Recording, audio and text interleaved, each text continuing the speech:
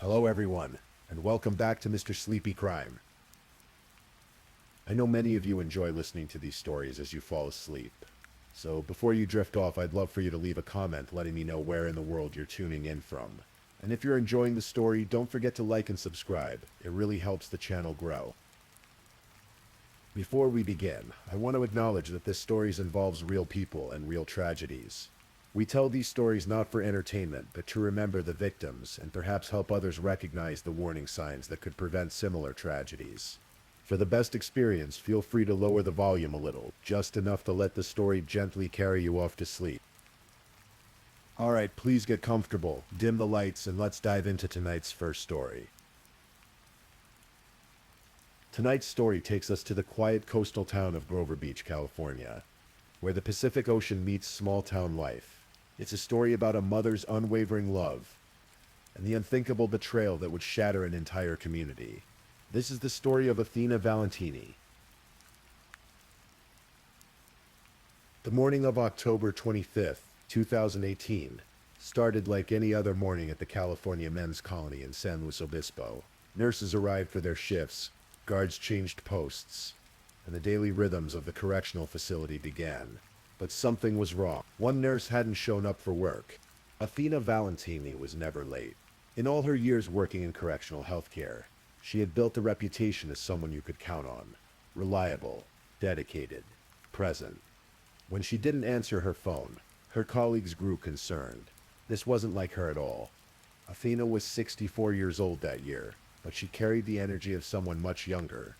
Born in 1954, she had dedicated her life to helping others. As a licensed vocational nurse, she had chosen one of the most challenging environments to practice her craft, working behind prison walls, tending to the sick and injured among California's incarcerated population. It wasn't glamorous work, but Athena found meaning in it. Those who knew her described her with the same words over and over. Kind, caring, strong, loving. She had a warmth about her that could put even the most hardened individuals at ease. In the concrete and steel world of the prison, Athena brought humanity. She lived alone in a small condo in Grover Beach, a coastal community of about 13,000 people nestled along California's central coast. Grover Beach isn't the kind of place where things happen.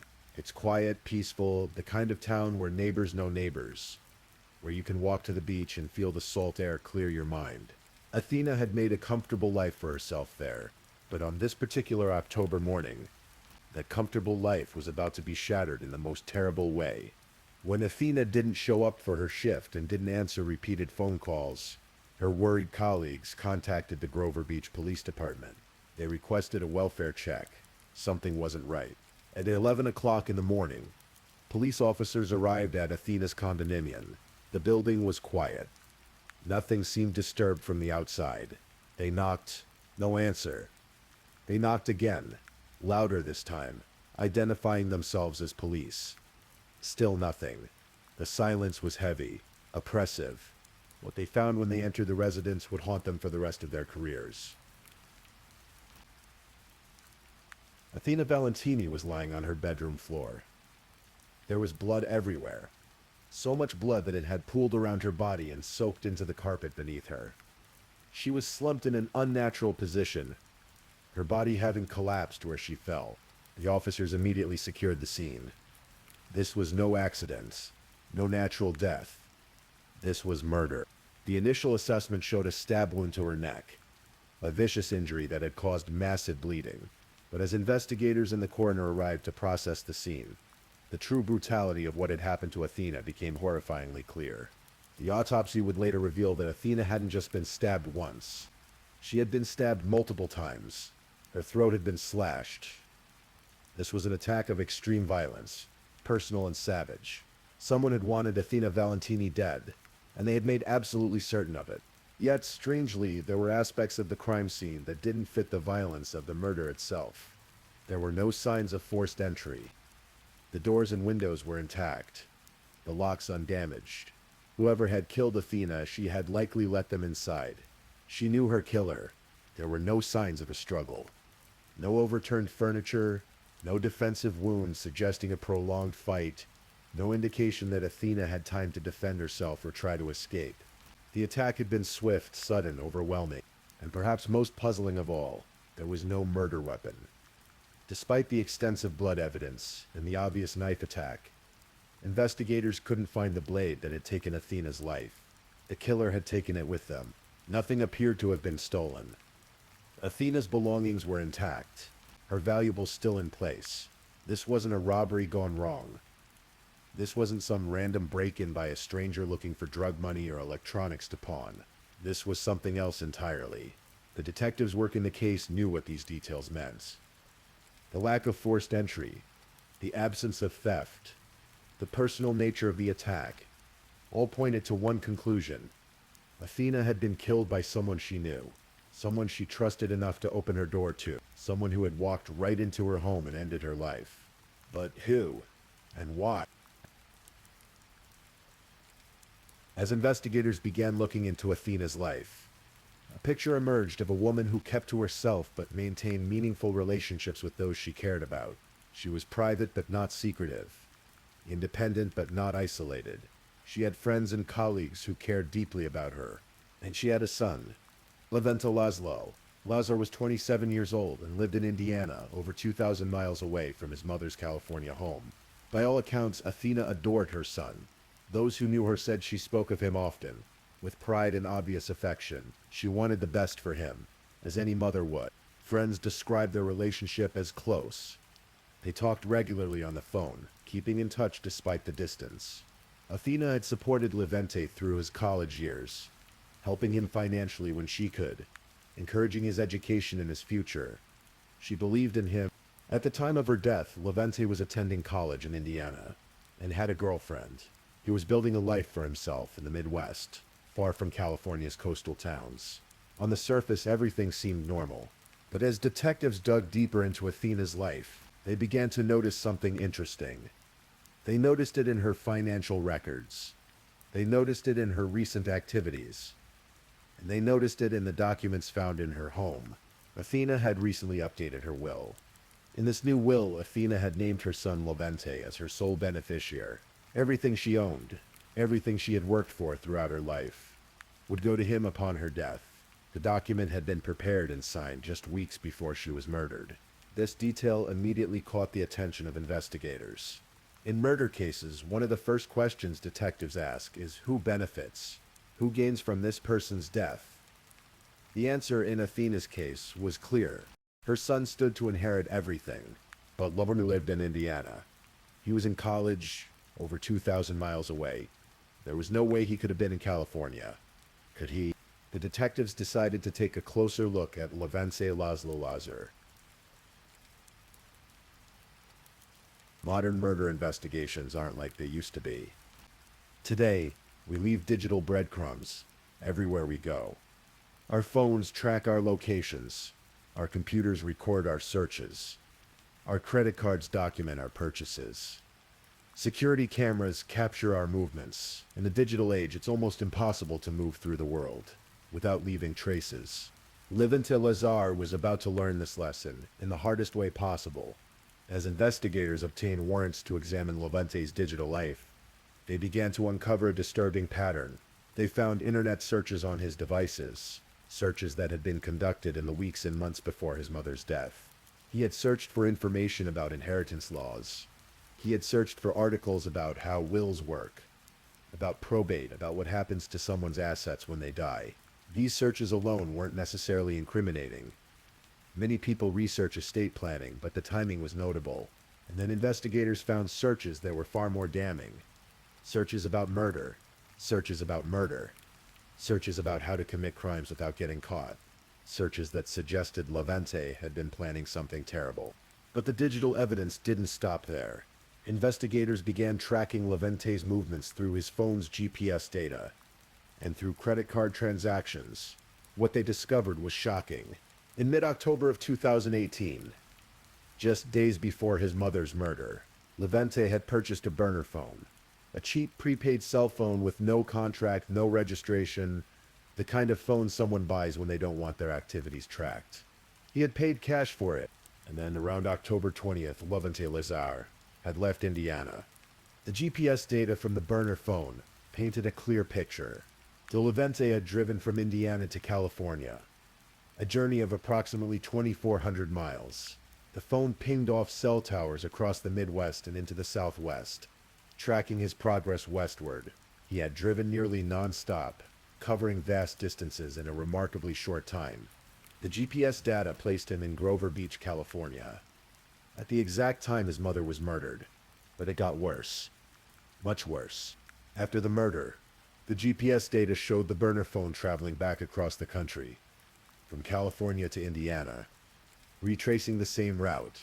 Levente had driven back home, another 2,400 miles, returning to Indiana as if nothing had happened. The entire trip, from Indiana to California and back, had taken only a few days. It was a whirlwind journey of nearly 5,000 miles, made in secret, using a phone purchased specifically to avoid detection. Investigators also discovered that Levente had used the burner phone to communicate with his mother in the days before her death. He had told her he was planning to visit California. He had asked about coming to see her. He had made arrangements to be at her home. Athena, trusting her son, loving her son, had welcomed the idea. She had no idea what he was really planning. When confronted with this evidence, Levente Lazar initially denied everything. He hadn't been in California, he claimed. He had been in Indiana the whole time. He knew nothing about his mother's death, except what he had heard from police. But the evidence was overwhelming. The GPS data didn't lie. The cell tower pings were concrete. His movements had been tracked from state to state, from Indiana to California to Indiana again, with timestamps that placed him at the scene of the crime. Faced with irrefutable proof that he had made the trip, Levente changed his story. Yes, he admitted. He had driven to California, but it wasn't to hurt his mother. It was for a completely innocent reason. He had come to California to buy marijuana, and to purchase an engagement ring for his girlfriend. That was all. Just a cross-country trip for pot and jewelry. Investigators didn't buy it for a second. Why would someone drive nearly 5,000 miles to buy marijuana when it was available locally? Why use a burner phone for an innocent trip? Why hide the journey from everyone he knew? Why not use his regular phone, his credit cards, his normal means of communication if he had nothing to hide? And most damningly, why had Athena been murdered during the exact window of time when Levente was in Grover Beach? The story fell apart under even basic scrutiny. As detectives continued their investigation, they began to understand the motive behind Athena's murder. They looked into Levente's financial situation and discovered that he was drowning in debt. He owed money on student loans, credit cards, personal debts. He was struggling financially, barely keeping his head above water. His mother had money, not a fortune, but enough. She had her savings, her home, her possessions. And now, with the updated will, he was set to inherit it all. The picture that emerged was devastating in its clarity. A son, desperate for money, had driven across the country to murder his own mother for financial gain. He had planned it carefully, or so he thought, purchasing a burner phone to hide his tracks, driving through the night to avoid detection, timing his arrival to coincide with when his mother would be home alone. Athena had opened her door to him. Of course she had. He was her son. She loved him. She trusted him completely. She had probably been happy to see him, surprised by the visit, welcoming him inside with a smile. And he had killed her, brutally, viciously, with a knife he had brought with him, stabbing her multiple times, slashing her throat, leaving her to bleed out on her bedroom floor. Then he had cleaned up as best he could, taken the murder weapon with him, and driven back to Indiana. He had returned to his life, waiting for the news of his mother's death, waiting to inherit her estate, believing he had gotten away with it. But Levente Lazar hadn't gotten away with it, not even close. As the investigation continued, more evidence piled up. Security cameras near Athena's condo had captured footage of a figure walking outside her home around the time of the murder. The person was seen with Athena's dog, walking casually as if they belonged there. The dog appeared comfortable with the person, not afraid or agitated. This wasn't a stranger. This was someone the dog knew. Investigators also found evidence that Levente had searched online for news articles about his mother's death after returning to Indiana. He had been monitoring the investigation, looking to see if police had any leads, trying to stay ahead of the authorities. But perhaps the most damning piece of evidence was the will itself. When investigators examined the circumstances around its creation, they discovered that Levente had been in communication with his mother about updating the document. He had been the one to suggest it, encouraging her to make sure her affairs were in order. Thena, trusting and loving, had complied. She had gone to an attorney, updated her will, and named her son as sole beneficiary. She had done it out of love, wanting to make sure he was taken care of if anything happened to her. She had signed her own death warrant. In October of 2019, nearly a year after his mother's murder, Levente Laszlo Lazar went on trial in San Luis Obispo County Superior Court. The proceedings lasted 3 weeks, and the courtroom was packed with people who had known and loved Athena, people who wanted to see justice served. The prosecution laid out their case methodically, piece by damning piece. They showed the GPS data placing Levente in Grover Beach at the time of the murder.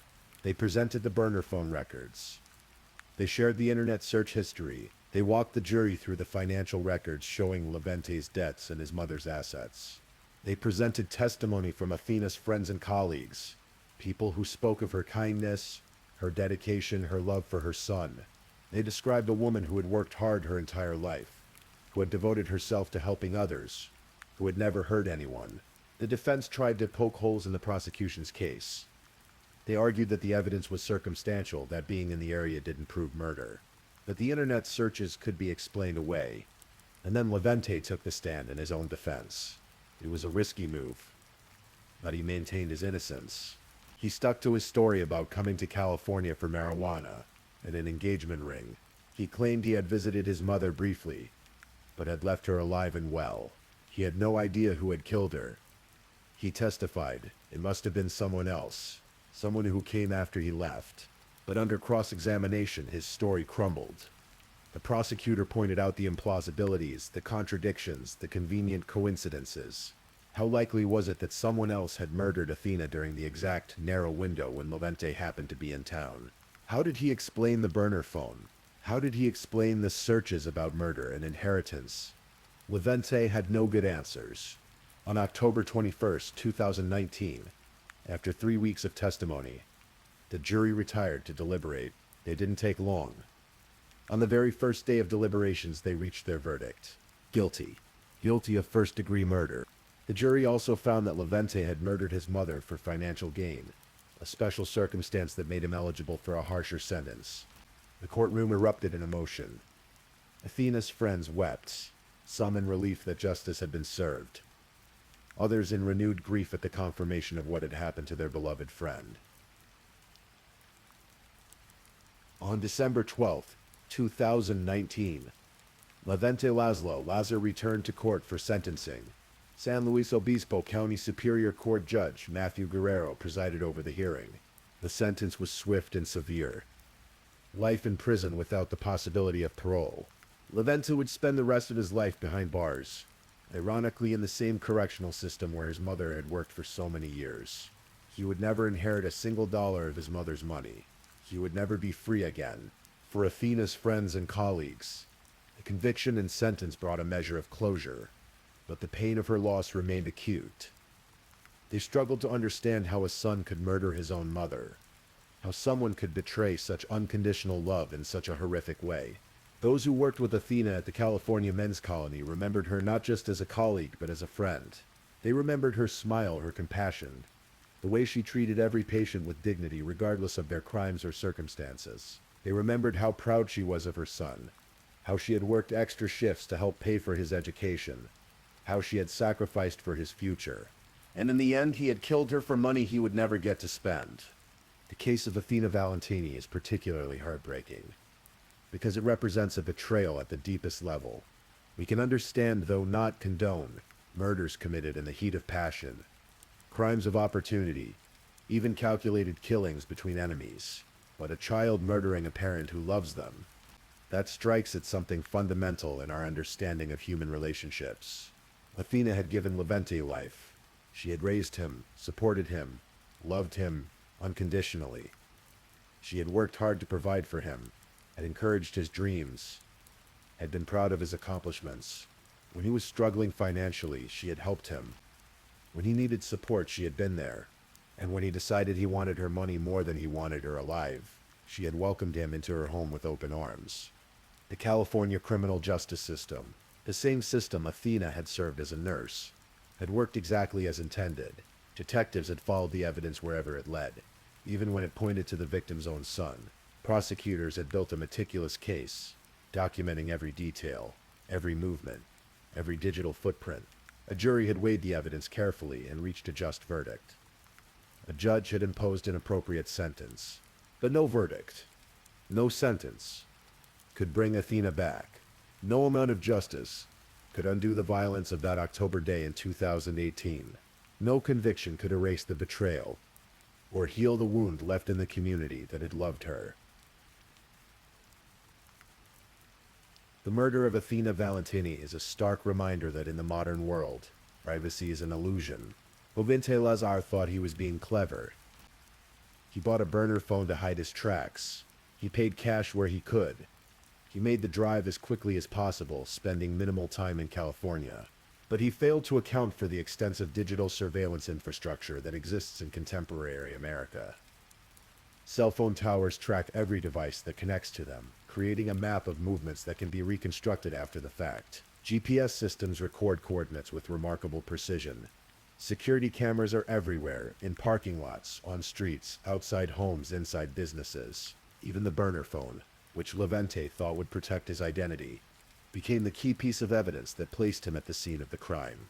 The phone itself might have been anonymous, but its movements were not. It traveled from Indiana to California and back, and that journey was documented by towers and satellites.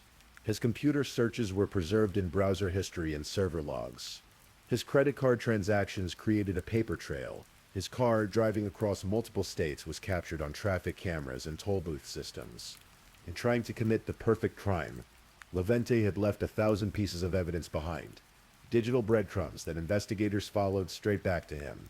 This case also highlights the importance of financial motive in murder investigations.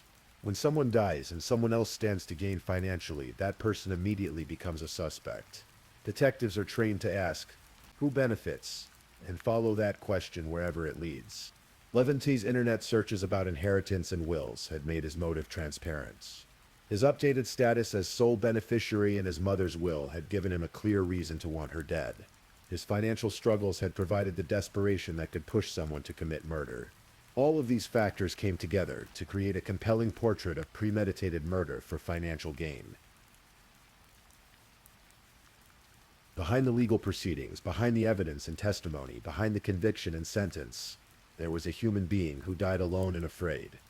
Athena Valentini worked her final shift at the California Men's Colony, helping patients, doing her job with the same dedication she always had. She drove home to her condo in Grover Beach, maybe stopping to pick up groceries or run an errand. She walked her dog, fed her pet, settled in for the evening, and then her son arrived. We can only imagine what happened next. Did she greet him with joy, happy for the unexpected visit? Did they talk, catching up on his life in Indiana, his school, his girlfriend? Did she offer him dinner, ask if he was hungry after his long drive? At what point did Levente reveal his true intentions? Did he attack without warning, knife already in hand? Or was there a moment when Athena saw something in her son's eyes, something that made her realize the danger she was in? And did she have time to be afraid? Did she understand in those final moments that her own child was killing her? Did she wonder why? Did she try to reason with him to remind him that she loved him? We'll never know the answers to these questions. Athena can't tell us what happened in that condo. Levente has never given a full, honest account of the murder. The details of that night remain locked behind his silence. What we do know is that Athena died violently, brutally, at the hands of someone she had trusted completely. We know that her last moments were filled with pain and terror. We know that she died in her own home, a place that should have been safe, killed by a person who should have protected her. And we know that it all could have been prevented if one person had made a different choice. As we conclude this story, it's worth reflecting on what the murder of Athena Valentini reveals about human nature, about family, about trust and betrayal. We want to believe that certain bonds are unbreakable. The bond between parent and child, between mother and son, should be sacred. A mother's love is supposed to be the one constant in an uncertain world, unconditional and eternal. But Levante Lazare proved that even this bond can be broken, that even this love can be betrayed, when greed and desperation overcome basic human decency. Money has motivated countless murders throughout history. People have killed for fortunes and killed for pocket change. They've killed relatives, friends, strangers, anyone standing between them and financial gain. But there's something particularly disturbing about a child murdering a parent for inheritance money. Perhaps it's because it represents such a profound inversion of the natural order. Parents are supposed to sacrifice for their children, not the other way around. Parents work to leave something behind for their kids, to give them a better life, to set them up for success. Athena had done all of this, and Levante had repaid her sacrifice with murder. The case also serves as a cautionary tale about financial desperation. When people feel trapped by debt, when they see no way out of their economic struggles, they can rationalize terrible actions. Levante convinced himself that killing his mother was a solution to his problems, that her death would somehow improve his life. He was wrong, of course. He didn't solve his problems. He created infinitely worse ones. He didn't gain his mother's money. He lost his freedom forever. He didn't escape his debts. He acquired a debt to society that can never be repaid. And he lost something else too. He lost any chance of redemption, any possibility of making amends, any hope of becoming the person his mother had believed he could be. Athena had believed in her son.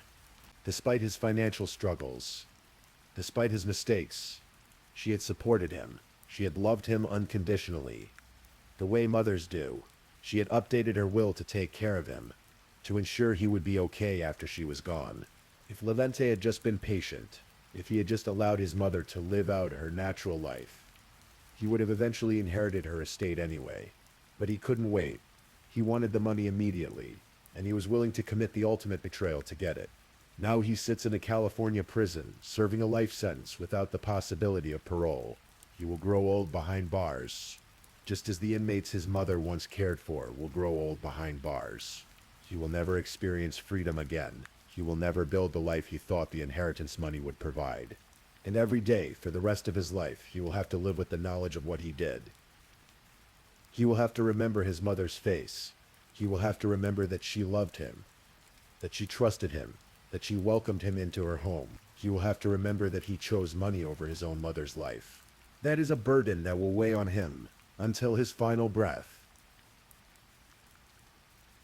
The story of Athena Valentini reminds us that evil can come from unexpected places, even from those we love.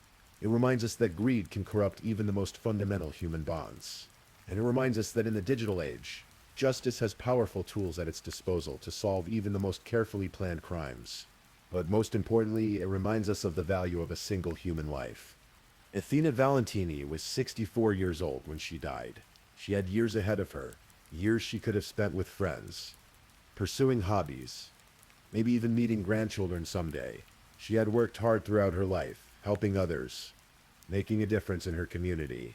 She deserved to live out those years in peace.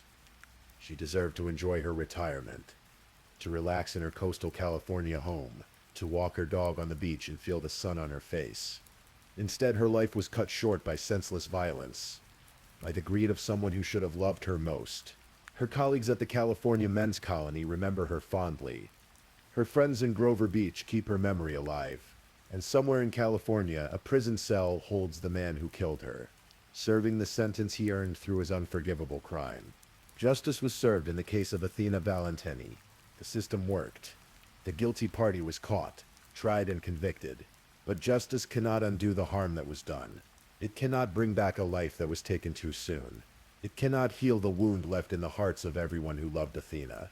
All it can do is ensure that Levante Lazar pays for his crime, and that the story of what he did serves as a warning to others. Please, if this is your first time listening to one of our true crime stories, welcome to the channel where we explore these cases in a calm and respectful way.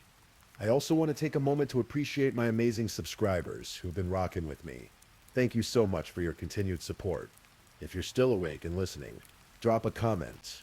Let me know where you're tuning in from and the current time in your corner of the world, or just say something to let me know you're still here.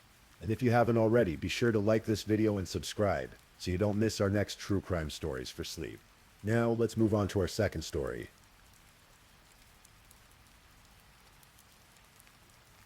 Story 2.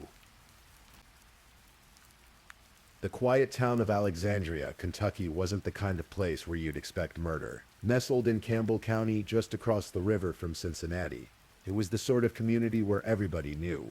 Everybody, where success stories were celebrated, and where a handshake still meant something. In the early 2000s, one name stood out among the local business community, Bob Bosley. But on a spring night in May 2005, that all came to a violent and shocking end. Robert Jeffrey Bosley, everyone called him Bob, though some of his closest friends knew him as Boz, was born on August 6, 1962. By the time he reached his early 40s, he'd built something remarkable. His company, Robert J. Bosley Roofing and Chimney Sweep Service, had grown from a small operation into a multi-million-dollar enterprise. Bob wasn't just successful on paper. He was the kind of man who drove success through sheer force of will and genuine talent in his trade. The business had made him wealthy, genuinely wealthy. The Bosleys owned expensive cars, the kind that turned heads when they rolled through town. They had a luxury vacation cabin that became the stuff of local legend, particularly for the elaborate parties they'd throw. Lake Cumberland became their playground, where Bob would host gatherings on their houseboat, bringing together friends, family, and business associates for celebrations that people talked about for months afterward. To the outside world, Bob and Amy Bosley had it all. They'd married years earlier, and together they had two beautiful children, a 7-year-old and a 10-year-old who represented everything Bob worked for. The family attended St. Peter and Paul Church regular. Bob was a member of the National Chimney Sweep Guild and the Alexandria Businessmen's Association. He was embedded in the community, respected, admired, but behind closed doors, something had gone terribly wrong. Amy Bosley was 37 years old in 2005. She'd taken on the role of bookkeeper for Bob's thriving business, a position that gave her complete access to the company's finances. It was a natural arrangement. Who could be more trustworthy than one's own wife? Bob focused on the work itself, on building relationships with clients, on expanding the business, on managing crews and ensuring quality. Amy handled the numbers, the taxes, the paperwork. It was a partnership that should have been seamless. But Amy had been living a double life. Somewhere along the way, money started disappearing, not small amounts that might go unnoticed in a successful company's cash flow, but substantial sums. Amy began siphoning funds that should have been used to pay the company's tax obligations. The IRS payments weren't being made. Month after month, year after year, the debt grew. By 2005, Robert J. Bosley Roofing and Chimney Sweep Service owed the Internal Revenue Service $1.7 million. $1.7 million. The mystery that would haunt investigators and the Bosley family for years was simple. Where did the money go? Amy maintained the couple's lavish lifestyle, certainly the cars, the cabin, the boats, the parties. But could that account for nearly $2 million? Some speculated she'd hidden it away, stashed in accounts Bob knew nothing about. Others believed she'd spent it all, burning through cash at a rate that would have been difficult even for the most extravagant spender. Bob knew nothing about any of it. He worked hard, trusted his wife with the business finances, and believed everything was in order. He had no idea that his company was drowning in tax debt, that the IRS was closing in, that his wife had been deceiving him for years. Then the IRS came calling. In mid-May 2005, the federal government had had enough. The IRS scheduled a meeting with Amy Bosley. They wanted to see the records. They wanted answers. They wanted to know where the money had gone and how the Bosleys planned to resolve a $1.7 million tax debt. The appointment was set for May 18th. Amy knew that when she sat down with the IRS, everything would unravel. There would be questions she couldn't answer, records she couldn't produce. Her deception would be exposed, not just to federal agents, but to Bob. Her husband would learn that she'd been stealing from their company, that she'd put everything he'd built at risk, that the business he'd poured his life into was now buried under insurmountable debt. She couldn't let that happen. In Amy's mind, there was only one solution: It wasn't declaring bankruptcy. It wasn't confessing to Bob and working together to find a way out of the financial disaster. It wasn't coming clean to the IRS and negotiating a payment plan. Those options apparently never entered her calculation. Instead, she decided to kill her husband. The logic, such as it was, seemed to be that with Bob dead, the IRS would somehow forget about the debt.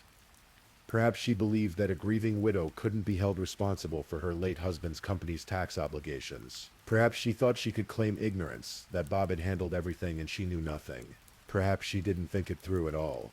Whatever her reasoning, Amy Bosley made a decision that would destroy multiple lives, including her own. The Bosley family's luxury cabin should have been a place of peace that evening. Bob had worked another long day. At 42 years old, he was at the height of his success. Never suspecting that his life was about to end, the two children were home, sleeping in their rooms. Everything appeared normal. But Amy had a plan. She'd obtained a gun. She'd thought about what she was going to do.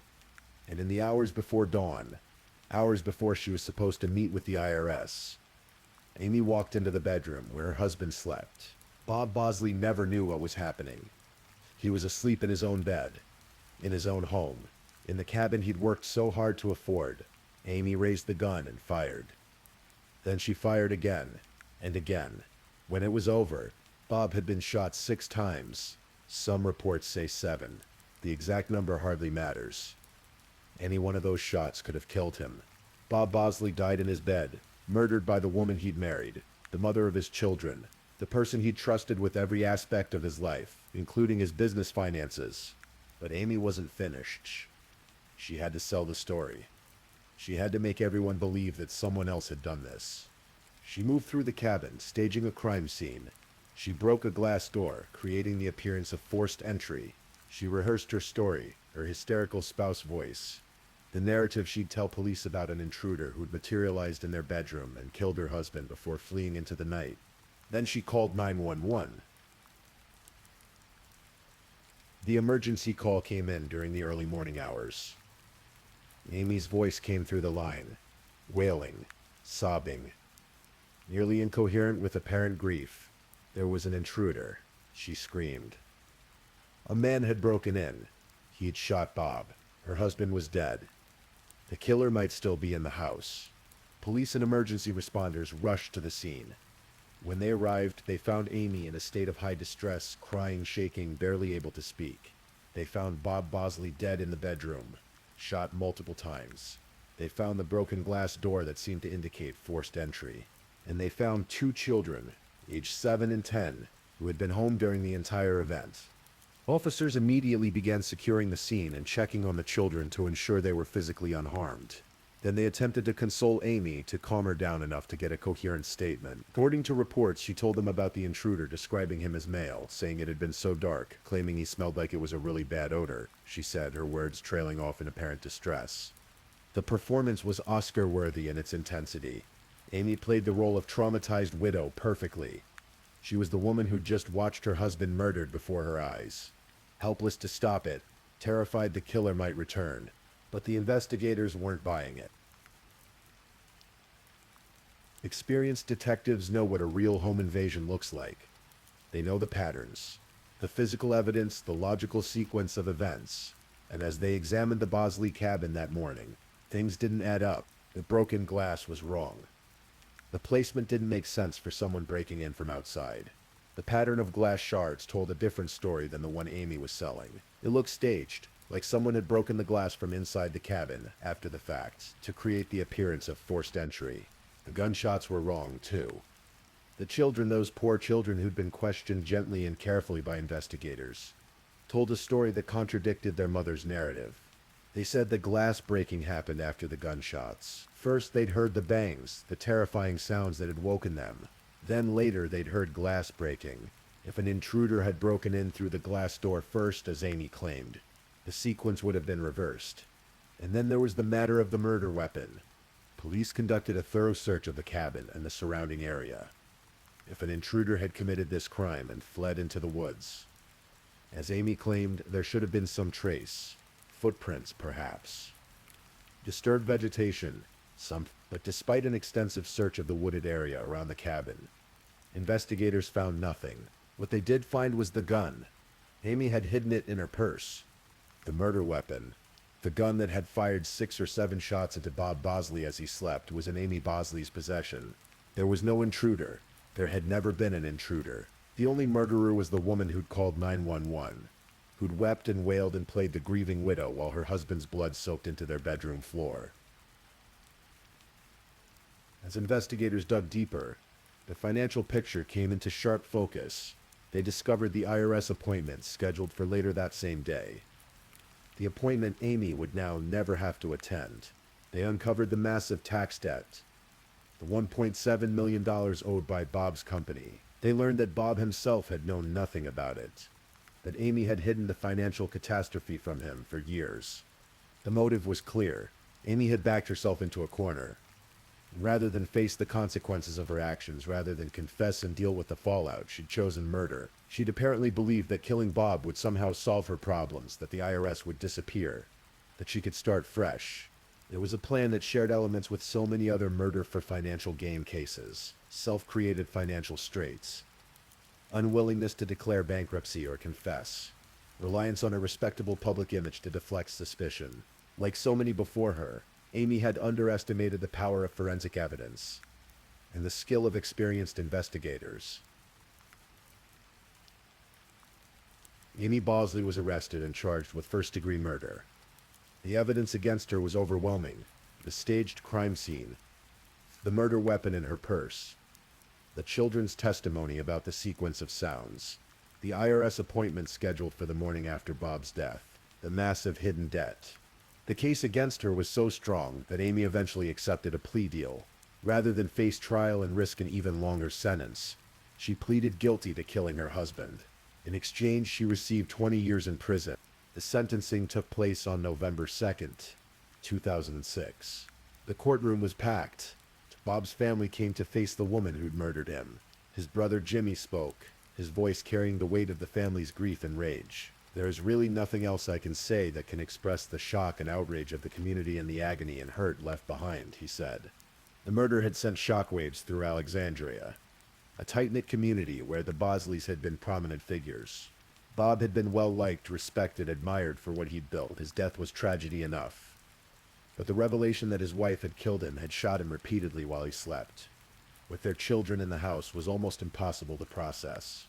When Amy left the courthouse after sentencing, she faced a jeering crowd. The people of Alexandria had come to show their contempt for what she'd done.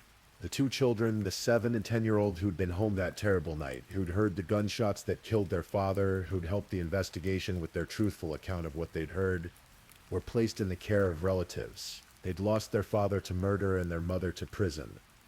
The psychological scars from that night would last a lifetime. Bob's mother, Audrey, lived to see Amy in prison for her son's murder. But she passed away on March 13, 2022, carrying the weight of that loss until her final days. Throughout the investigation, trial, and imprisonment, one question remained unanswered. What happened to the money? $1.7 million had disappeared from Bob Bosley's company over the course of several years. Amy had been responsible for the books, and she'd been systematically failing to pay the company's tax obligations. But where did the money go? Some investigators and observers believed Amy had spent it all on the family's lavish lifestyle. The expensive cars, the luxury cabin, the houseboat parties, the general extravagance that characterized the Bosleys' life. Spreading $1.7 million over several years of high living was certainly possible. That would work out to roughly $340,000 per year, or about $7,000 per week. For a family throwing lavish parties, buying vehicles, maintaining expensive properties, and living large, that money could evaporate quickly. But others suspected Amy had hidden the money somewhere, stashing it away in accounts or investments that Bob knew nothing about. The fact that she never disclosed what happened to the funds, even when it might have helped her case or reduced her sentence, suggested she might have been protecting a secret nest egg. If the money was hidden, Amy took that secret to prison with her, and the IRS, along with Bob's family, never saw a penny of it. Amy Bosley was sent to the Kentucky Correctional Institution for Women to serve her 20-year sentence. For years she lived behind bars, her life reduced to the routine of prison, a stark contrast to the luxury cabin and houseboat parties of her former life. But American sentencing law includes provisions for early release, for good behavior and time served. Despite the premeditated nature of her crime, despite the fact that she'd murdered her husband in cold blood to cover up her own financial crimes, Amy became eligible for parole after serving 85% of her sentence. Bob's family fought against her release. They wrote to the Kentucky Parole Board, 3 pages of anguished pleading to keep Amy in prison. They pointed out that Bob would never come back, that his children would never have their father again, that his mother would never see her son again. They noted all the birthdays and Christmases, all the graduations and weddings and births of grandchildren that Bob would miss. They argued that Amy, who had taken all of that away, who had murdered the person she was supposed to love, should spend the rest of her life thinking about what she'd done. But the parole board made its decision. Amy Bosley was released from prison on May 18th, 2022, almost exactly 17 years to the day, after she'd murdered her husband. She walked out of the Kentucky Correctional Institution for Women, a free woman, her debt to society officially paid according to the legal system, if not according to the moral universe or the broken hearts of Bob's family. Where she went after release, what she's doing now, whether she ever revealed what happened to the $1.7 million. These questions remain largely unanswered. The woman who murdered her husband to hide her financial crimes and avoid an IRS meeting has returned to the world, somewhere in America, free to build whatever life she can from the ashes of the one she destroyed. The story of Bob and Amy Bosley offers a dark meditation on the nature of trust, greed, and desperation. Bob Bosley built something genuine, a successful business, a life of relative prosperity, a family. He worked hard, played hard, and trusted the people closest to him. That trust, which should have been the bedrock of his marriage, became the weapon that killed him. Amy faced a crisis entirely of her own making. The $1.7 million tax debt didn't happen overnight. It accumulated over years of deliberate choices, years of hiding the truth, years of spending or stashing money that should have gone to the IRS. At any point, she could have confessed. She could have told Bob what was happening. Together, they might have found a solution. Bankruptcy, payment plans, negotiation with the IRS. Would it have been difficult? Certainly. Would Bob have been angry? Undoubtedly. But he would have been alive. Instead, Amy chose violence. She chose to murder the father of her children rather than face the consequences of her actions. She chose to traumatize her 7 and 10-year-old children, who heard their father being shot to death in the next room. She chose to deprive Bob's mother of her son, his brother of his sibling, his friends and community of a man they respected and admired. And for what? The IRS didn't forget about the debt when Bob died. The financial problems didn't vanish. Amy simply added murderer to her list of transgressions, trading a few years of avoiding accountability for 17 years in prison, and a lifetime as the woman who killed her husband in cold blood. The children Amy and Bob, raised together, are adults now. They grew up without their father, visiting their mother in prison, or perhaps choosing not to visit her at all. They know that their mother murdered their father while they slept nearby. They heard the gunshots. They told investigators the truth about what they'd heard. Truth that helped convict their mother. What does that do to a person? How do you reconcile the mother who once tucked you into bed with the woman who shot your father multiple times while he slept? How do you build a life carrying that knowledge, that trauma, that impossible contradiction? Bob Bosley's grave in Campbell County, Kentucky can be found on memorial sites, visited by people who remember him, who mourn him still. The headstone marks the end of a life that should have continued for decades more. Decades of watching his children grow up, of becoming a grandfather, of enjoying the fruits of his hard work, of building and creating and living. Instead, his life ended at 42, murdered for a debt he didn't even know existed, killed by a woman he trusted with everything. The luxury cabin where he died, the site of so much tragedy, stands as a monument to how quickly the American dream can turn into an American nightmare. The houseboat on Lake Cumberland, where Bob once hosted elaborate parties, where friends and family gathered for celebrations, now exists only in memory and photographs. The business Bob built may have survived or may have collapsed under the weight of the tax debt and the scandal of the murder. The expensive cars were likely sold off. The material trappings of success, which Amy had valued so highly that she killed to protect them, scattered to the winds. And somewhere out there, Amy Bosley lives with what she did. Does she think about Bob in the quiet hours? Does she remember his face as it was in happier times? Before she stood over him with a gun and fired 6 times? Does she think about her children now grown, forever marked by what their mother did? Does she ever lie awake in her own bed in whatever room she occupies now and think about the man who died in his bed, never knowing that his last moments on earth would be filled with the violence inflicted by his own wife? Or has she found a way to compartmentalize, to justify, to move forward without the weight of guilt that would crush most people? We'll never know. The human heart, especially the heart capable of murdering a sleeping spouse, remains a mystery as deep as the question of what happened to $1.7 million.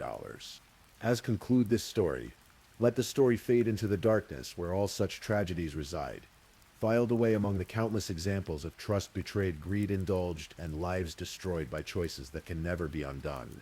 Bob Bosley's story ended on May 17, 2005, but his memory lives on in the people who loved him, and the children he left behind, and a community that still remembers the successful businessman who died too young, killed by the person who should have loved him most. Rest now, as Bob Bosley never got to rest peacefully. Let the weight of his story settle into your consciousness and then drift away. A cautionary tale about the deadly consequences of deception, desperation, and betrayal in the quiet suburbs of America. The cabin is dark now, as all things must eventually fall into darkness. The roofing business is gone or transformed. The luxury in the parties and the illusion of happiness are dust. Only the truth remains. A man trusted his wife and she killed him for it. The story is over. The Kentucky night is quiet. Bob Bosley's voice is silent forever. And somewhere, Amy Bosley lives with what she's done, whether she acknowledges it or not. Please, if you're enjoying these stories, don't forget to leave a comment. Let me know where you're listening from and what time it is in your corner of the world.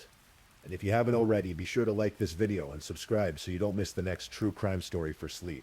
Now let's move on to our third story. Story 3. There are some cases that haunt a community for decades.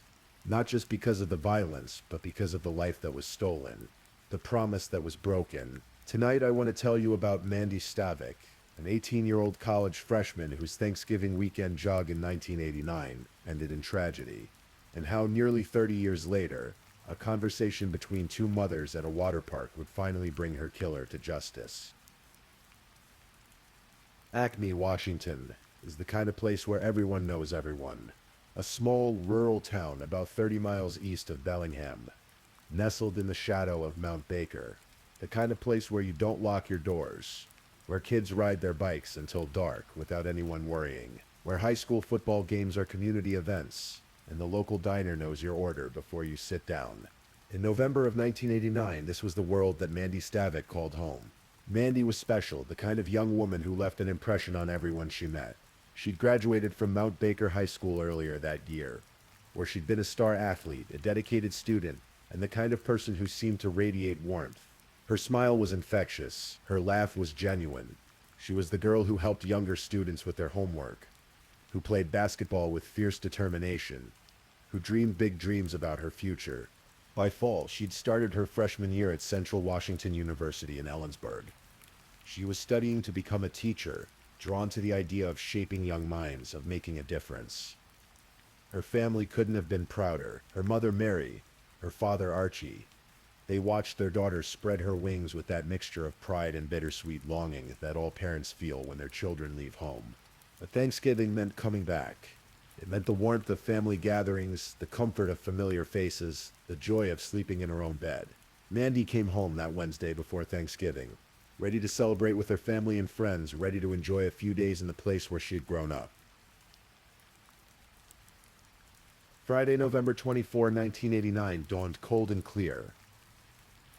The Thanksgiving feast was over, the leftovers safely tucked away in the refrigerator.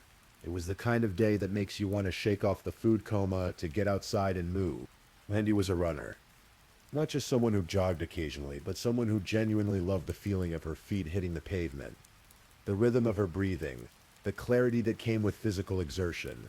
That Friday afternoon, around 2:30, She laced up her running shoes and told her mother she was going out for a run. She wasn't going alone. Kyra, the family's German shepherd, bounded along beside her as she headed out the door. Mandy wore a green sweatshirt, running tights, her blonde hair pulled back. She looked happy, energized, ready for a good run along the familiar road she'd been running since high school. The route she chose was one she knew well. It would take her through the rural roads around Acme, past farms and fields, through the kind of scenery that reminded her why she loved this place. It should have been a pleasant, uneventful run, the kind of run she'd done hundreds of times before. But Mandy never came home. Hours passed. The afternoon light began to fade.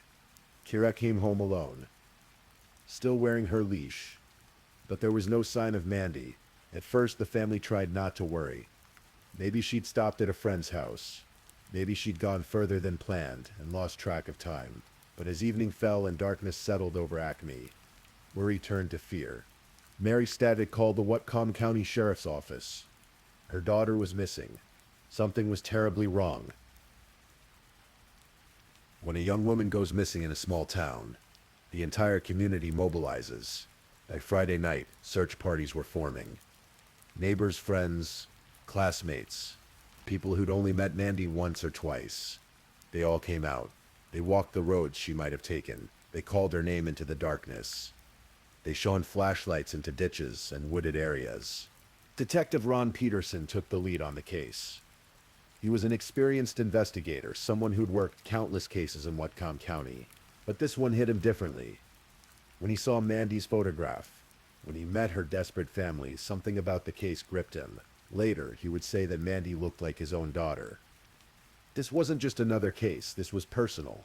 Saturday passed in a blur of searching. Volunteers covered miles of terrain. They checked abandoned buildings, knocked on doors, interviewed anyone who might have seen something. The hope, the prayer was that Mandy had gotten hurt somehow, that maybe she was lying injured somewhere, waiting to be found, that she was still alive. But hope began to fade. Sunday morning, November 26, 3 days after Mandy disappeared, Detective Peterson made a discovery that would shatter the Stavik family and haunt the town of Acme for decades to come. He found Mandy's body in the Nooksack River, about 3.5 miles from her home. She was lying in knee-deep water near the riverbank, her body wedged between rocks. She was nude. The green sweatshirt, the running tights she'd worn when she left home, they were gone. The medical examiner's findings were devastating. Mandy had been sexually assaulted. She had injuries consistent with being struck in the head, but the actual cause of death was drowning. Someone had knocked her unconscious and placed her in the river, leaving her to drown in the frigid water. She was only 18 years old. She had her whole life ahead of her, and someone had stolen it from her on a Friday afternoon jog. In 1989, DNA technology was still in its infancy. It existed, but it wasn't the standard investigative tool it would become. Detective Peterson, however, had recently received FBI training in working with DNA evidence. It was cutting-edge stuff, the kind of forensic technique that was just beginning to revolutionize criminal investigations. And there was DNA evidence. Male DNA was recovered from Mandy's body. It was a crucial clue, potentially the key to solving this case. But DNA is only useful if you have something to compare it to. You need a suspect. You need samples. Investigators threw everything they had at this case. They interviewed residents. They developed a list of possible suspects, men who lived in the area who might have crossed paths with Mandy. They asked 30 men to voluntarily provide saliva samples for DNA testing. All 30 agreed. All 30 were tested. All 30 were excluded. The killer wasn't among them. Detectives kept working. They followed every lead, no matter how small. They looked into Mandy's life, her friends, anyone who might have had contact with her. But nothing panned out. The DNA profile sat in the evidence files. A genetic fingerprint of a killer with no name attached. Months turned into years. The case went cold. Not closed, never closed, but cold. The kind of case that sits in a detective's mind, that keeps them awake at night, wondering if they missed something, if there was a lead they should have followed more aggressively. For the Stavik family, the pain never faded. Mary and Archie had to learn to live with the unimaginable. to exist in a world where their daughter's killer walked free. In Acme, the sense of security that had defined the town vanished. People locked their doors now. Parents watched their children more carefully. Everyone wondered if they knew the killer, if they'd smiled at him in the grocery store or passed him on the street. And somewhere out there, a man who'd raped and murdered Mandy Stavik went about his life, believing he'd gotten away with it. Timothy Bass was 22 years old when Mandy Stavik was murdered. He lived in Acme, not far from the Stavik family. He'd graduated from Mount Baker High School a few years before Mandy. He was a local guy, someone people recognized, someone who seemed ordinary. After the murder, Bass's life continued. He got married. He had children. He worked various jobs around the area. To anyone who knew him, he seemed like a normal guy, maybe a bit odd, but nothing that raised serious red flags. He was part of the community fabric, just another face in a small town. But there were women who remembered him differently, women who'd had uncomfortable encounters with him, women who over the years had wondered about him in the dark corners of their minds. Marilee Anderson was one of them. A couple of years after Mandy's murder, Tim Bass had shown up at her house late one night. She was home alone with her infant son, her husband away. Bass claimed he'd been out hunting and needed to use the phone. Marilee let him in, being neighborly. But when Bass picked up the phone, she could hear it. The beep beep beep of a call that wasn't connecting. He wasn't actually dialing a real number. He'd lied about needing to make a call. Then he'd walk through her kitchen, back toward her bedroom.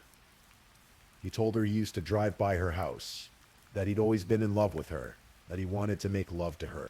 Fear seized Marilee's throat. She was alone with this man, this predator, and her baby was in the next room. She kept saying no, kept telling him to leave. But he persisted, trying to convince her to go into the bedroom with him. Finally, she threatened to call the police. Somehow, she got him out of her house. She never reported it. This was a small town. Tim Bass was someone people knew. Without proof of actual assault, what could she say? That he'd made her uncomfortable, that he'd propositioned her. She stayed quiet, but she never forgot, and from that night forward, she was careful to avoid Tim Bass. Heather Backstrom had her own story. Just months before Mandy was killed, when Heather was only 15 years old, she'd had an encounter with 21-year-old Tim Bass. They'd been riding in a truck after a softball game, Heather sitting between Bass and the driver, a young man named Dan who would later become her husband. Bass had started flirting with her aggressively. He told her she had beautiful eyes. Then he picked up a pen from the cup holder and started rubbing it along her knees. Heather played along, uncomfortable but not wanting to make a scene, knowing that Dan's presence protected her from anything worse. But the encounter stuck with her. In the years that followed, she made a point of avoiding Tim Bass. Both women, in their own private thoughts, had wondered over the years, if Bass behaved this way toward them, who else had he targeted? Could he have done something to Mandy Stavik? But suspicion isn't evidence, and in a small town, accusing someone of murder based on feeling uncomfortable seemed impossible, even dangerous. So they stayed silent. And the years passed, and Mandy's case remained unsolved. June 2013. A sunny Friday afternoon, Heather Backstrom and Marilee Anderson took their young children to Birch Bay Water Slides, a local water park near Bellingham. It was just a normal outing, the kind of thing parents do on warm summer days. The kids played in the water. The moms sat together chatting casually about life, about their families, about growing up in Acme. Randomly, someone brought up Mandy Stavik's case. It was the kind of conversation that still happened in Acme all these years later. The unsolved murder that had changed everything. A case no one could forget. As they talked, Heather Backstrom suddenly said something that made Marilee Anderson's heart skip a beat. "I know who killed her." Marilee stared at her, stunned. Then she replied, "I do too." Two women who barely knew each other, who'd gone to the same high school but hadn't been close. Both had the same name on their minds, Tim Bass. They compared their stories. The late-night visit, the aggressive flirting, the predatory behavior. Separately, their experiences had seemed like uncomfortable moments, possibly meaningless. Together, they formed a pattern. This time, they didn't stay silent. Merrily contacted a high school classmate who worked as a detective with the Whatcom County Sheriff's Office. She told him about Tim Bass, about the encounter she and Heather had experienced, about their suspicions. The tip landed on the desk of Detective Ken Gates, who had been working on the Stavik case for years. He'd inherited it from Ron Peterson, who'd retired but never stopped thinking about Mandy. Gates had been doing what he could to keep the case alive, looking for new angles, hoping for a break. Now finally, he had a name: Tim Bass.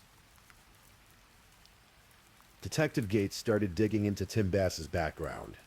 What he found was interesting. Bass had no criminal record of violent crimes, but there were some things that stood out. He'd been known to drive the rural roads around Acme frequently.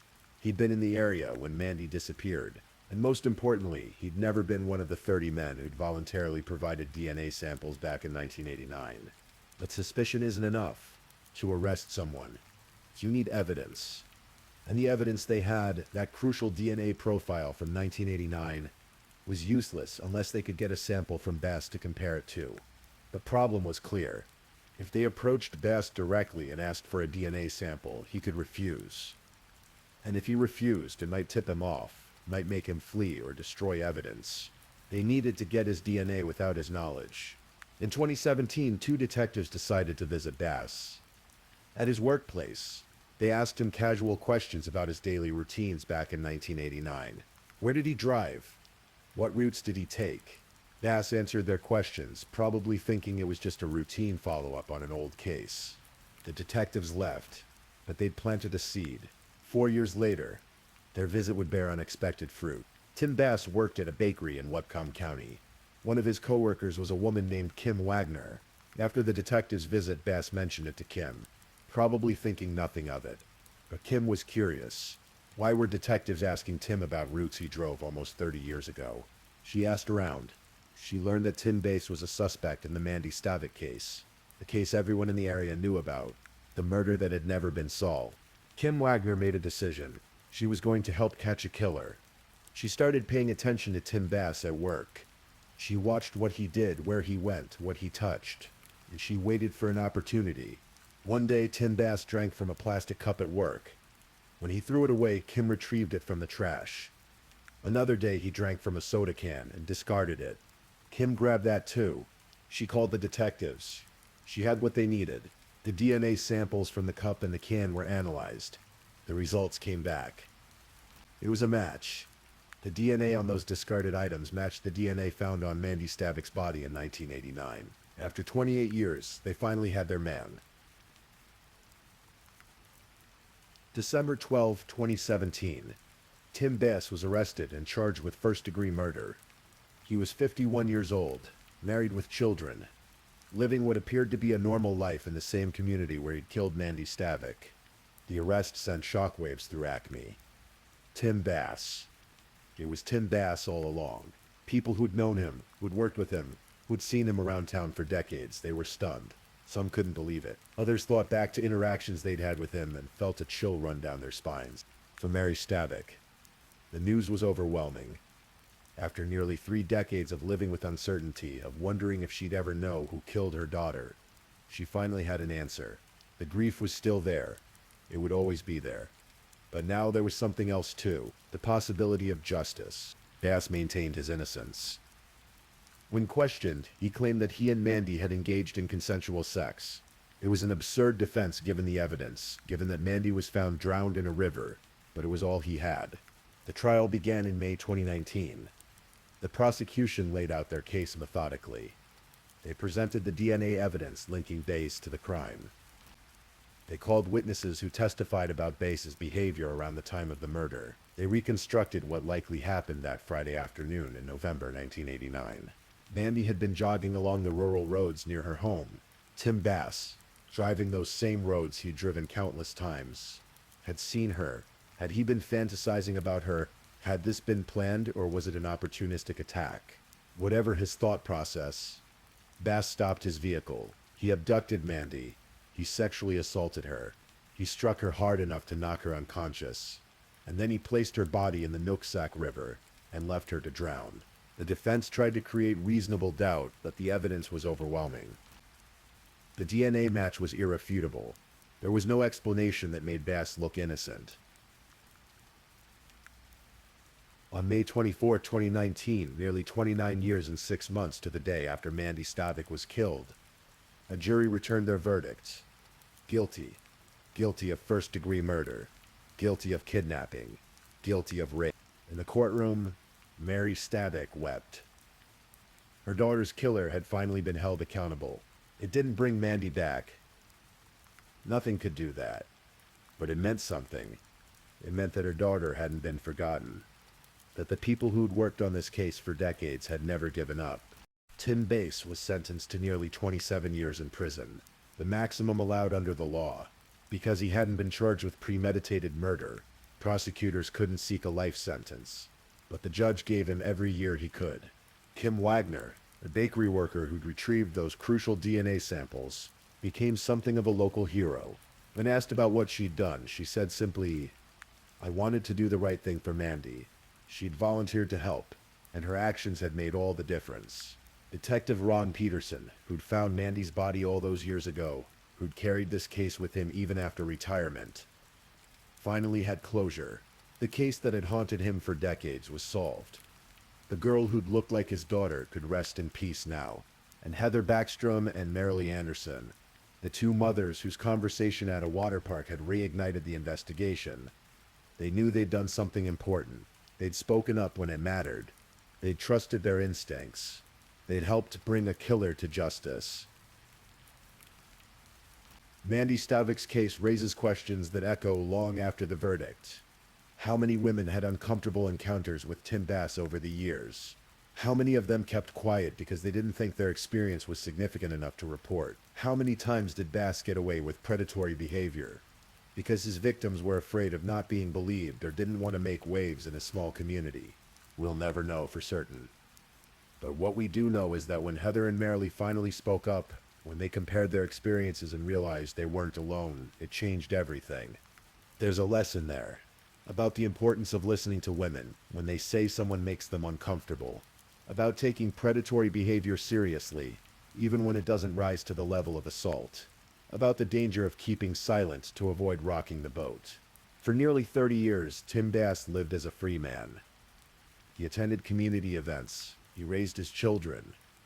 He went to work every day. And all the while, Mary Stavik lived with the agony of not knowing who had killed her daughter. That's the real tragedy of cold cases. Not just the initial crime, but the years of uncertainty that follow. The wondering, the fear, the sense that justice will never come. Mandy Stavik would be in her early 50s now if she'd lived. She might have become a teacher like she dreamed. She might have married, had children of her own. She might have done any number of things with her life. Instead, she's forever 18. Forever the bright-eyed college freshman who went for a jog on a Friday afternoon and never came home. But she's not forgotten. In Acme, people still talk about Mandy. They remember her kindness, her athletic ability, her infectious smile, the elementary school where she might have taught. As students who learn her story, who understand that their small town was changed by what happened to her. And in courtrooms and detective offices and forensic labs around the country, Mandy's case is studied. It's an example of how DNA technology, even decades-old DNA, can finally bring justice. It's a reminder that cold cases can be solved, that persistence matters, that sometimes all it takes is two mothers having a conversation at a water park to set the wheels of justice in motion. Mary Stavik lived to see her daughter's killer convicted. She passed away a few years after the trial, able to find at least some measure of peace in her final years. She'd never gotten her daughter back, but she'd gotten justice. And sometimes that's all that's left to hope for. The Mandy Stavik case changed how law enforcement approaches cold cases in Washington state and beyond. It demonstrated the value of preserving DNA evidence, even when there's no immediate suspect. It showed the importance of following up on tips, no matter how much time has passed. And it proved that genetic genealogy and basic investigative work, combined with community cooperation, can solve cases that seem impossible. Kim Wagner's role in the case sparked conversations about citizen involvement in criminal investigations. Her willingness to help to collect those DNA samples from her coworker raised both praise and ethical questions. Was it a violation of Bass's privacy, or was it a clever, legal way to gather evidence against someone who'd evaded justice for decades? Courts have generally upheld that discarded items in public or workplace settings are fair game for DNA collection. Once you throw something away, you've abandoned your expectation of privacy in it. Kim Wagner didn't break into Bass's home or steal anything from him personally. She simply retrieved garbage that he'd discarded. But the case makes you think about the balance between privacy and justice, about the lengths we're willing to go to solve crimes. In the end, most people agreed that Kim Wagner had done the right thing. She'd helped catch a rapist and murderer. She'd given the Stavik family closure. The ethical questions were secondary to the result. One of the most chilling aspects of the Mandy Stavik case is how long Tim Bass evaded justice. For 28 years, he lived in the same community where he'd committed murder. He saw the missing person posters. He heard people talking about the case. He knew that Mandy's family was suffering, that the town was traumatized. Then he said nothing. He went about his life as if nothing had happened. Criminal psychologists call this compartmentalization. The ability to separate your crime from your everyday life. To convince yourself that you're not really a bad person, that what happened was an isolated incident, maybe even something you can justify to yourself. Bass never confessed. Even after his arrest, he maintained the absurd claim that he and Mandy had engaged in consensual relations, unable or unwilling to admit what he'd really done. Perhaps he'd told himself the lie so many times that he'd started to believe it, or perhaps he knew exactly what he was, and simply didn't care. The truth is, we may never fully understand what goes on in the mind of someone like Tim Bass.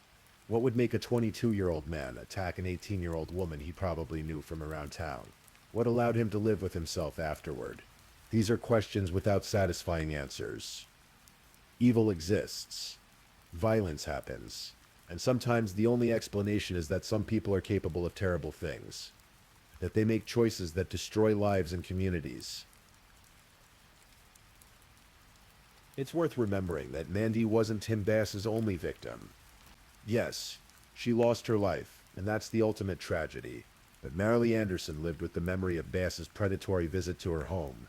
The fear she felt that night when she was alone with him and her infant son. Heather Backstrom was only 15 when Bass made her uncomfortable in that truck. Young enough that the encounter probably affected how she viewed men, how she moved through the world. How many other women had encounters with Tim Bass that they've never spoken about? How many of them wondered after his arrest if they'd narrowly escaped being his next victim? And what about Bass's own family? His wife, his children, they had to live with the revelation that the man they loved, the husband and father they thought they knew, was a rapist and murderer. That's a different kind of victimization, the betrayal of discovering that someone you trusted was capable of such horror. Cold cases have a wide blast radius. They affect entire communities, create ripples of trauma that spread far beyond the immediate victim and their family. For 30 years, Acme lived under the shadow of Mandy's murder. Children grew up hearing about it. Parents worried about their daughters. And everyone wondered if they knew the killer. That's part of what makes cases like this so important to solve. It's not just about punishing the perpetrator, though that matters. It's about healing a community, about restoring some sense of safety and order to a place that's been living with fear and uncertainty. The Mandy Stavik case is also a testament to the power of forensic science. In 1989, DNA analysis was barely established as an investigative tool. The fact that Detective Ron Peterson had the foresight to collect and preserve DNA evidence was remarkable. Many departments at that time weren't doing that yet. That decision, made in the first days of the investigation, turned out to be crucial. Without that DNA evidence, the case might never have been solved.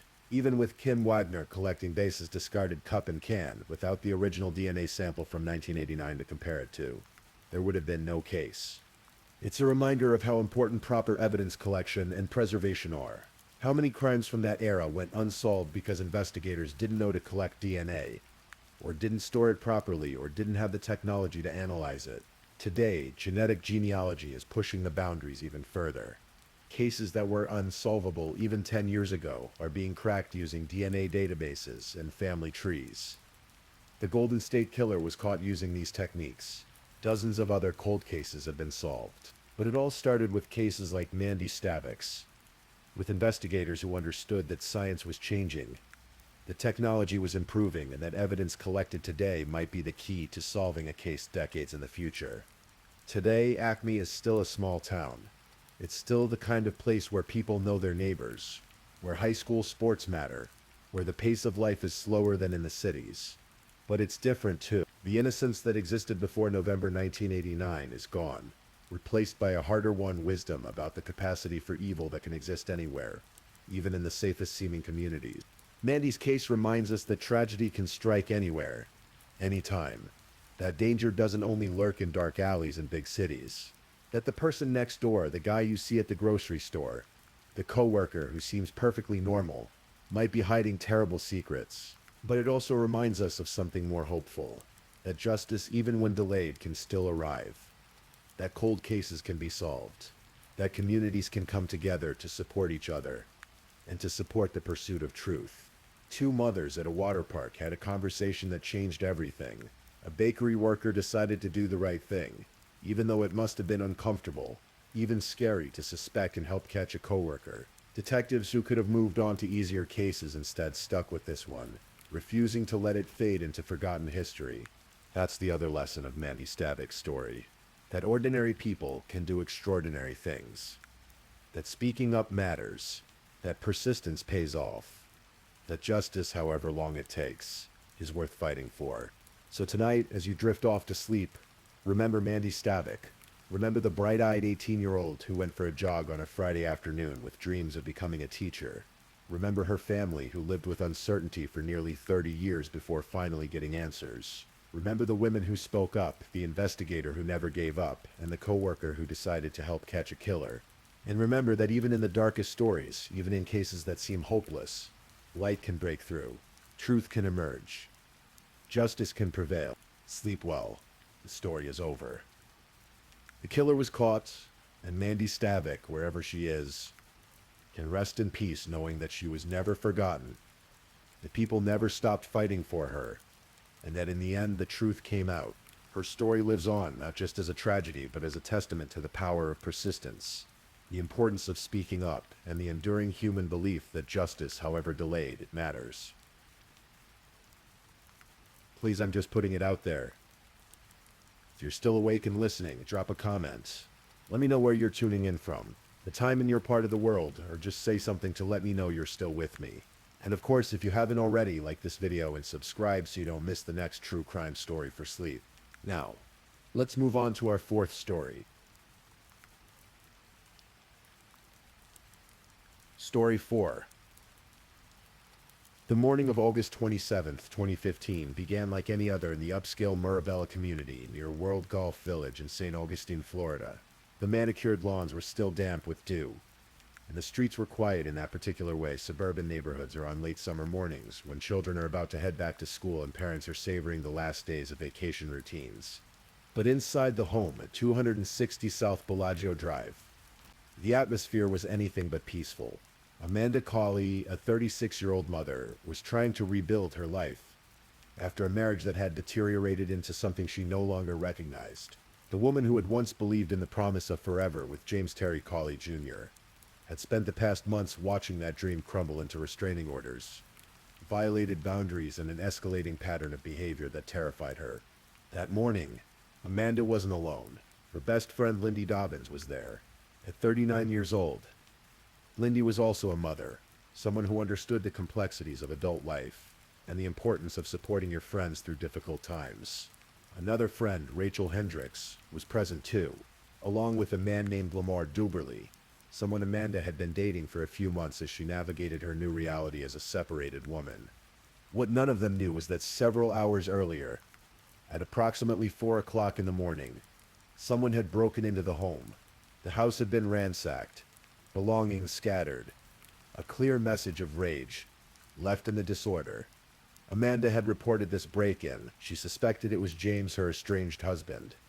But proving it and stopping it were two different things entirely. James Cawley Jr. was 35 years old that summer. To understand what happened on August 27th, you have to understand the weeks and months that led up to that day. James and Amanda's marriage had been unraveling for some time. Like many relationships that end badly, it probably started with small things that grew into larger problems. James had become increasingly controlling, increasingly upset about Amanda's independence, about her going out at night, about her moving on with her life. Amanda had done what so many domestic violence victims do. She had sought protection through the legal system. She had obtained a domestic violence injunction against James. A piece of paper that said he couldn't contact her, couldn't come near her. But as countless stories have shown us, restraining orders are only as effective as the person who's being restrained is willing to respect them. James hadn't respected it. He had violated the order. He had broken into the home they once shared and trashed it, burning Amanda's clothes in the yard in a display of rage that must have sent chills down her spine. The violation had led to a court hearing scheduled for the morning of August 27th. At that hearing, which took place before 10 o'clock that morning, James Cawley Jr. stood before a judge. He was told once again to stay away from his estranged wife. The judge handed down a 60-day suspended sentence for the restraining order violation. James was required to sign an affidavit days earlier confirming he had no guns. The court date made him furious, according to later testimony. His father would later tell investigators that he had warned his son not to do anything foolish. But James Cawley Jr. had already made his decision. What happened next would later be described by prosecutors and the presiding judge as one of the worst crimes in recent memory in St. Johns County. Immediately after leaving the courthouse, James didn't go home to cool off. He didn't call a friend or take a drive to clear his head. Instead, he went to his father's home, where he had been staying during the separation. There, among the 16 guns that investigators would later find in the house, James selected a handgun. Then he drove to the home on South Bellagio Drive, the home where he knew Amanda would be, the home where their marriage had once existed, the home that now represented everything he felt he had lost. The photo that had pushed James over the edge had arrived sometime before this day. A neighbor, identified in court documents as Mike Dickens, had taken a picture of Lamar Duberly mowing Amanda's lawn without a shirt on. The neighbor sent this photo to James's sister, who then forwarded it to James. For James, this image became an obsession, proof in his mind of Amanda's betrayal, evidence of the man he believed had stolen his life. At 10:38 that morning, less than 2 hours after being told by a judge to stay away from Amanda, James Cawley Jr. walked out of the wooded area behind the house on South Bellagio Drive. He was carrying the handgun, and as he approached the rear sliding glass door, he began shooting. Inside the house, the 4 people who were there that morning heard the glass shatter. They heard the gunshots. In that instant, a casual morning gathering among friends transformed into a nightmare of survival. Lamar Duberly, the man James was looking for, heard James yelling, "Where is he?" Through the chaos and the sound of gunfire, Lamar realized he might be the target. He ran. He made it to the garage, rolled under the garage door while it was still closing, and fled the house.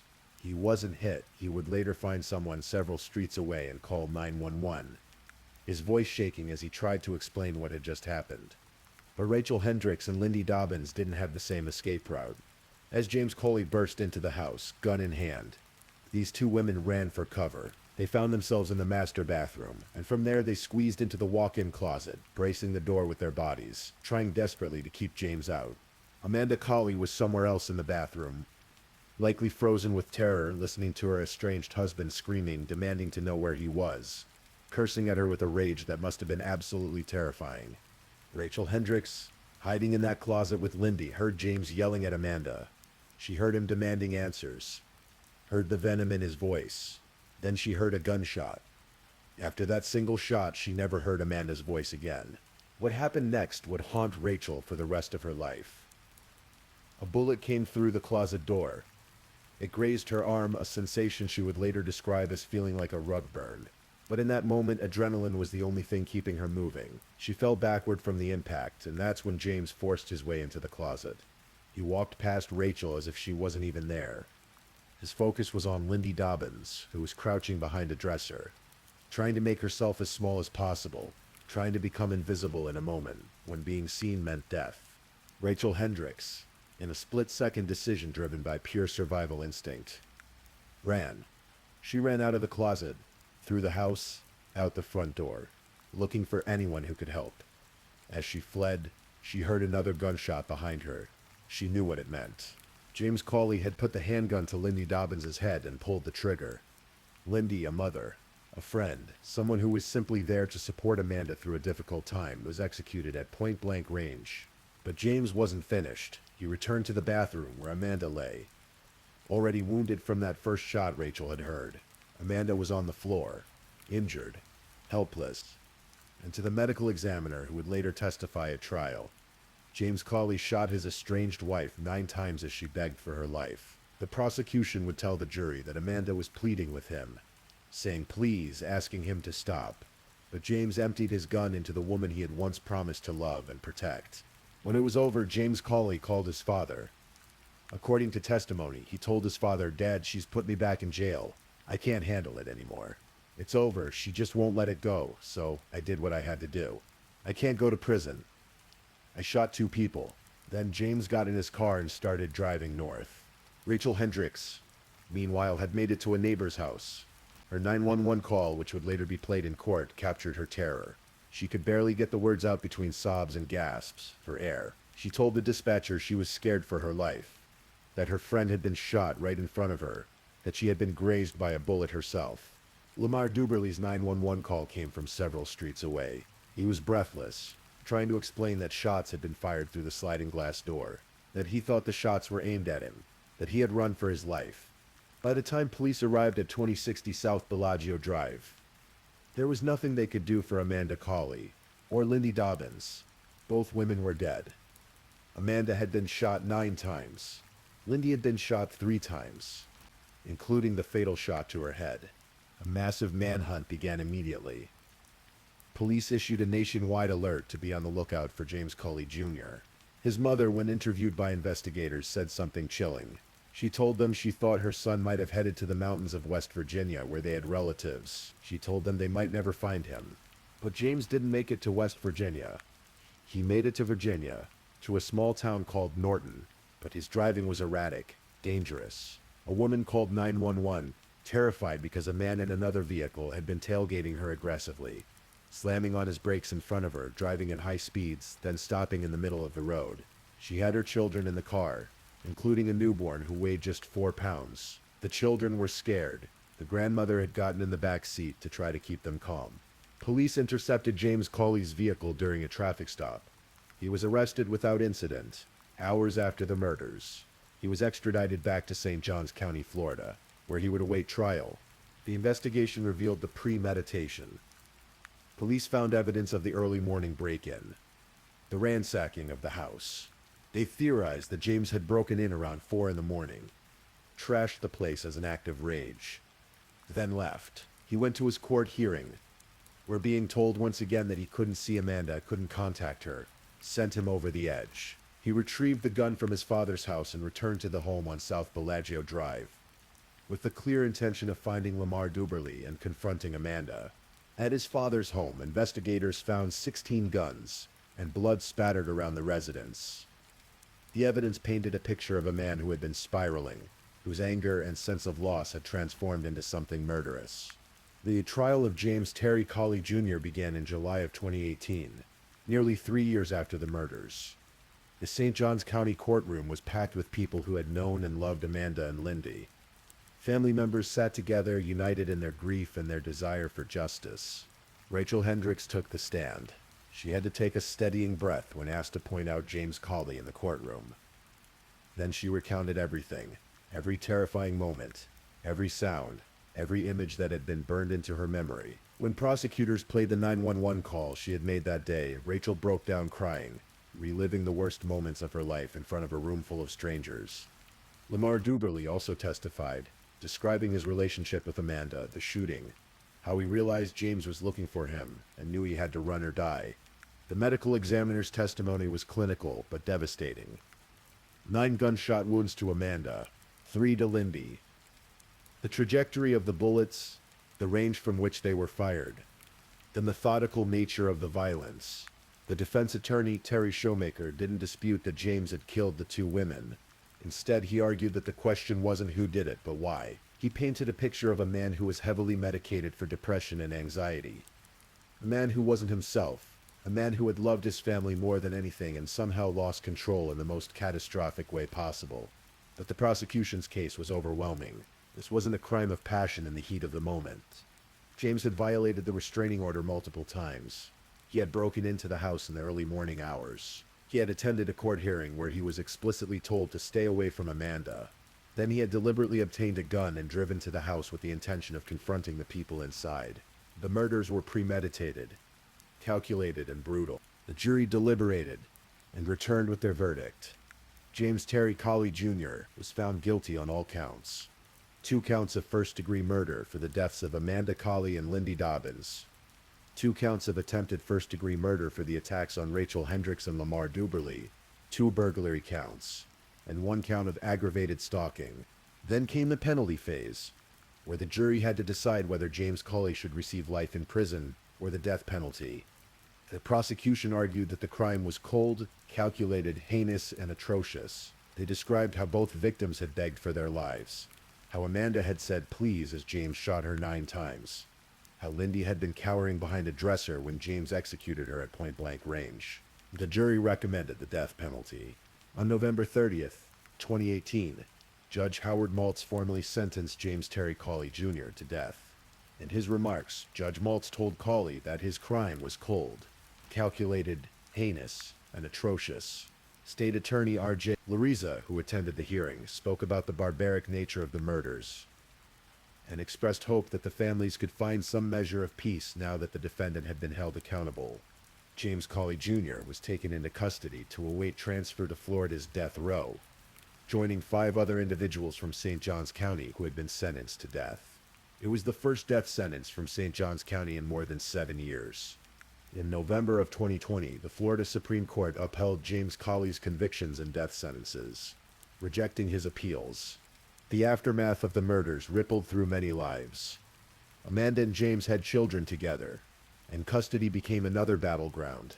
James's family was reportedly upset that Amanda's family received custody, and that they didn't get to see the grandchildren as much as they wanted. But many people felt that was simply too bad, that the man who had murdered the children's mother had forfeited any claim to maintaining those family connections.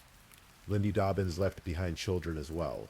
Both families had to navigate the impossible task of explaining to young children why their mothers weren't coming home, why a sunny summer morning in August had stolen away the people who loved them most. For Rachel Hendricks, survival came with its own burden. She had to live with the images in her mind, the sound of those gunshots, the memory of watching her friend be executed in front of her, the knowledge that she had run while Lindy stayed behind. Survivor's guilt is a heavy thing to carry, and no guilty verdict or death sentence can fully heal that particular wound. Lamar Duberly had to reconcile with the fact that James Colley had been looking for him, that in some way his presence in Amanda's life had contributed to James's rage. Of course, the responsibility for the murders lay entirely with James Colley, who made the choice to pick up a gun and take 2 innocent lives. But the human mind doesn't always follow logic when processing trauma.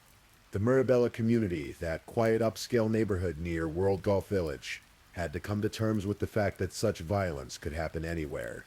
Even in the safest seeming places, even on the brightest summer mornings. The house at 260 South Bellagio Drive became a monument to tragedy, a place where normalcy had been shattered by rage and jealousy, and the terrible moment when a man decided that if he couldn't have his wife, no one could.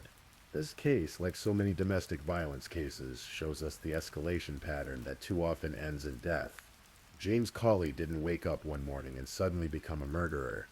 There were signs. There was the controlling behavior, the anger about Amanda going out at night, the violated restraining order, the break-in, the destruction of her property. Each incident was an escalation, a step further down a path that ended in that house on August 27th. The Amanda had tried to protect herself. She had gotten the restraining order. She had reported the violations. She had done what we tell victims of domestic violence to do. Document everything, report everything, seek legal protection. But the system, as it so often does, failed to keep her safe. A piece of paper can't stop a determined person with a gun. A court order can't protect someone when the person violating it is willing to accept the consequences. For Amanda Colley and Lindy Dobbins, that August morning was supposed to be ordinary. Maybe they were having coffee, talking about their children, making plans for the coming fall, discussing the million small things that make up daily life. Lindy was there as a friend, as support, As someone who cared about Amanda during a difficult transition, neither woman could have imagined that morning that it would be their last. That James Cawley was at that very moment walking out of a courthouse, getting a gun and driving toward them with murder in his heart. The true tragedy of this case isn't just the violence of that day, though that is certainly tragic enough. It's the ripple effects. It's the children who grew up without their mothers. It's Rachel Hendricks living with trauma. It's the families who have to carry grief for the rest of their lives. It's the community that lost its sense of safety. It's the reminder that domestic violence can escalate to murder, and that we as a society still haven't figured out how to adequately protect victims before it's too late. James Terry Cawley Jr. sits on death row in Florida, waiting for the appeals process to play out, which in capital cases can take decades. Amanda Cawley and Lindy Dobbins are gone, their lives cut short by a man who claimed to love one of them and had no connection to the other except that she was in the wrong place at the wrong time. This is the story of what happened on August 27th, 2015, in St. Johns County, Florida. It's a story about rage and control and the moment when anger becomes murder. It's a story about two women who died because one man couldn't accept that his marriage was over. It's a story that's been told in different forms countless times, in countless places, because domestic violence remains one of the most persistent and deadly problems in our society. And it's a story that reminds us that sometimes the most dangerous time for a domestic violence victim is when they try to leave, when they try to move on, when they dare to build a new life without their abuser. For Amanda Cawley, that attempt at a new beginning cost her everything. As you drift off to sleep tonight, remember Amanda Cawley and Lindy Dobbins.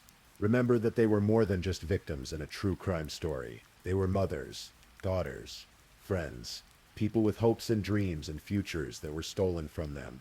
On a summer morning when evil walked through a sliding glass door with a gun in hand and murder in mind. The house at 260 South Bellagio Drive stands as a silent witness to what happened that day. The manicured lawns of Mirabella continue to be tended. Life goes on as it always does, even in places where tragedy has struck. But the echoes of that August morning remain, a reminder of two lives lost, two families shattered, and a man whose inability to let go led him to become a killer. Please, if you're still awake, let's move on to our last story.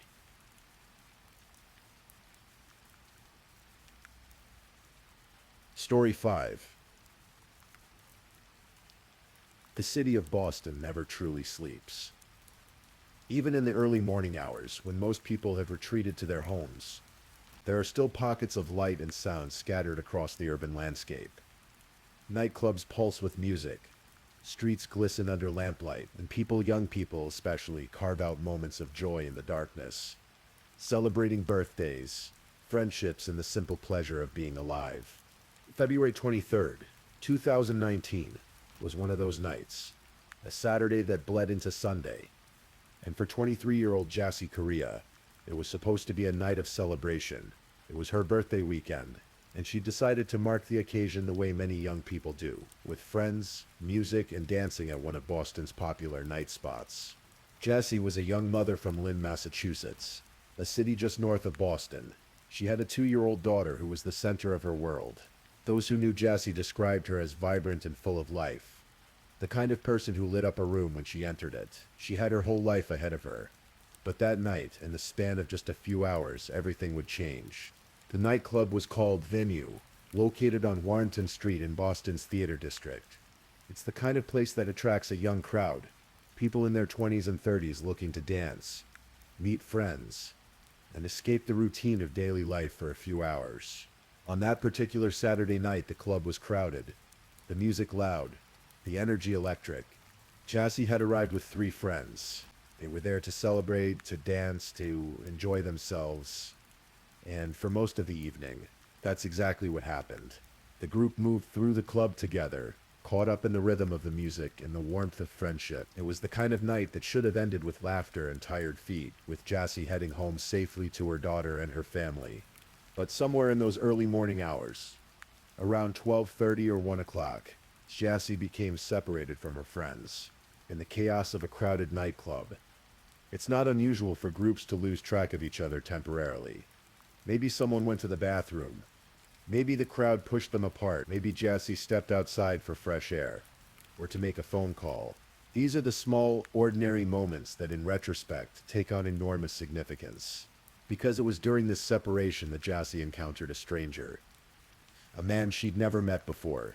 A man who would change the trajectory of her life. In the worst possible way. His name was Louis Coleman III. He was 32 years old at the time, living in Providence, Rhode Island. On the surface, there was nothing particularly remarkable about Coleman. He was just another person out in Boston that night. But what happened next would reveal something darker lurking beneath that ordinary exterior. Surveillance footage from outside the nightclub would later capture the encounter.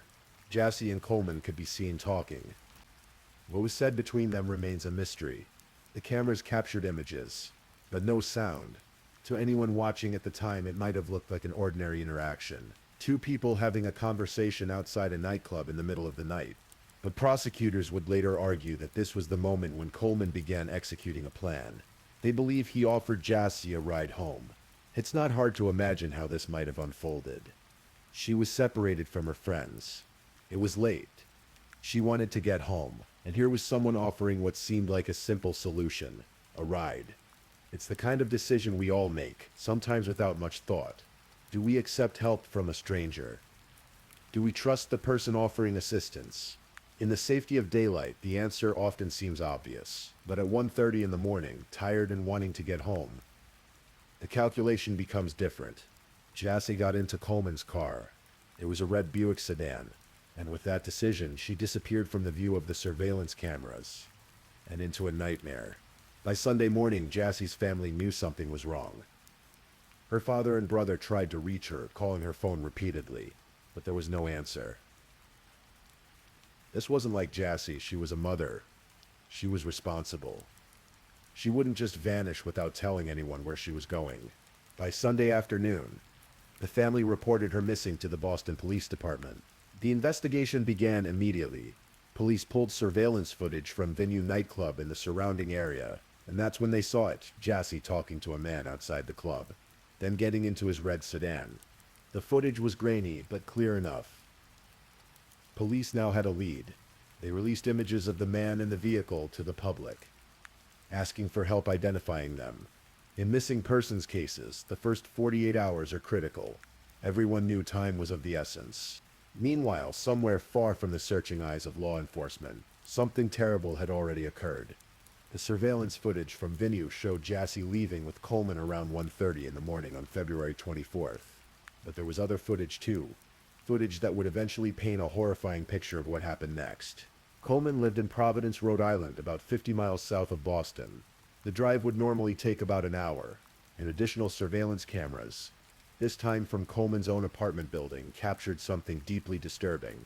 At approximately 3:30 in the morning, cameras recorded Coleman's red Buick pulling into the parking area of his Providence apartment complex.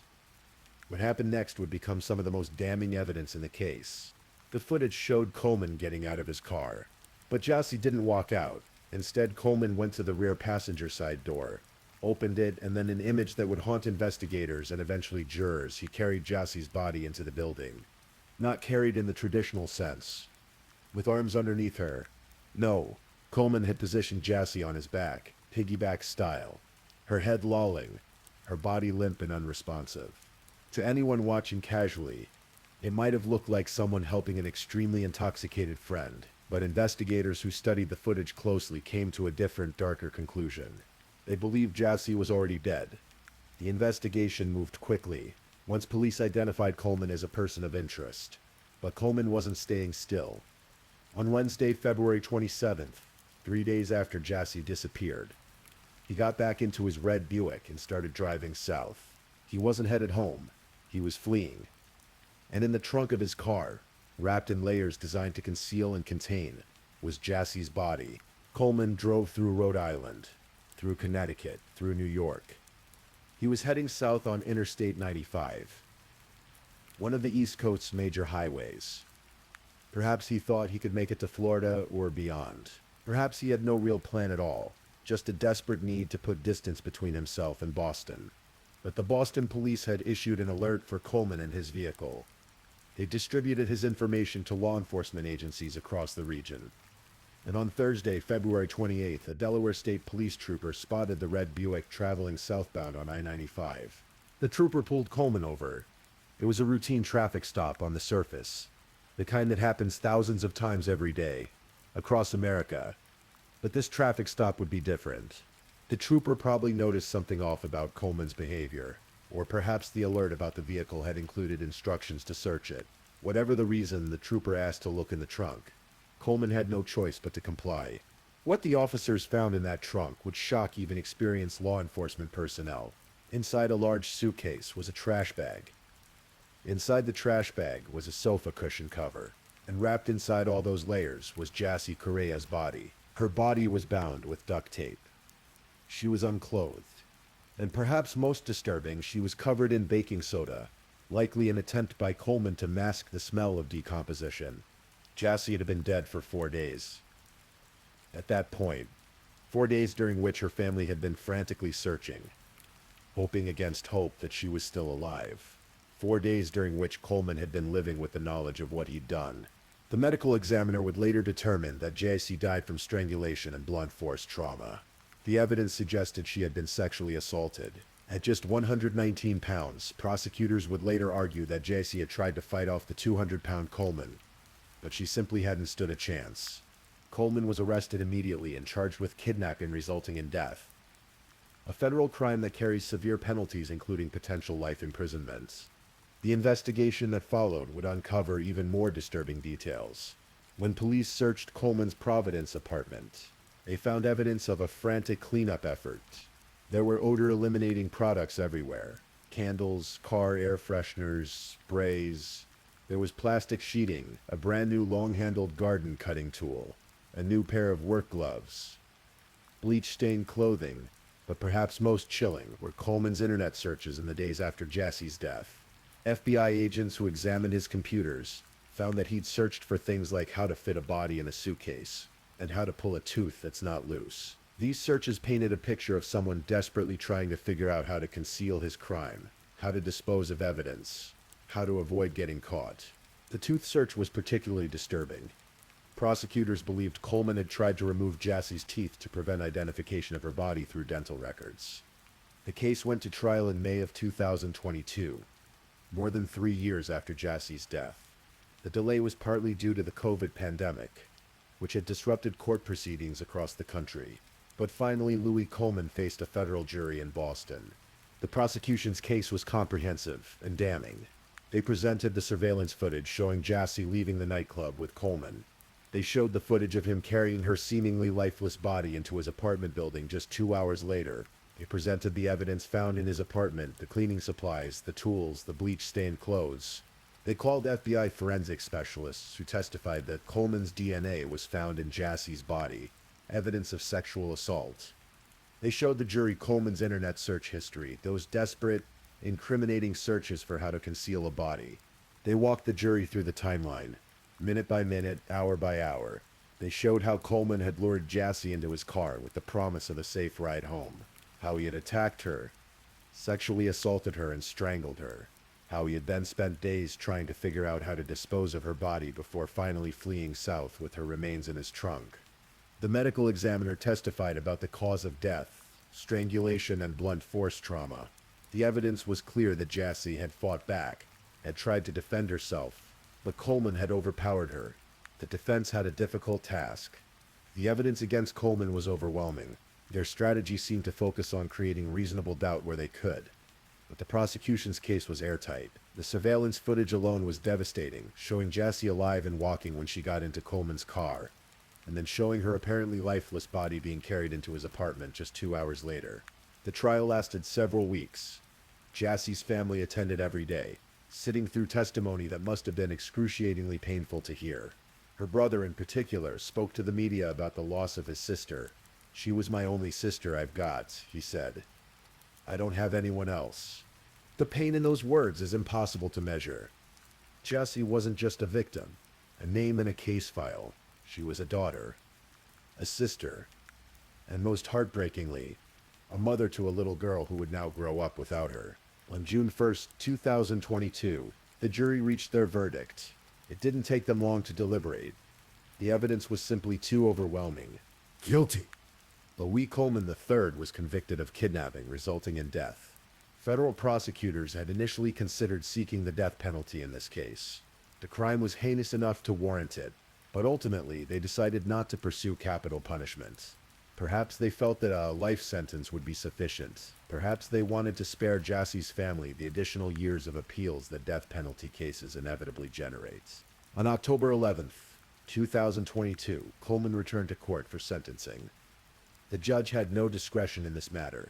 The conviction carried a mandatory sentence of life in prison without the possibility of parole. Before imposing the sentence, prosecutors read a statement to the court. Louis Coleman, a total stranger to her, abducted her, raped her, and strangled her to death. The pain and suffering Louis Coleman inflicted on Jassie Correa that night, and her loving family, her mother, her father, her brother, and so many others. Every single day since February 24th, 2019. And that really captures the scope of this tragedy. The pain isn't limited to those few hours on that February night. It extends forward, touching every day that follows.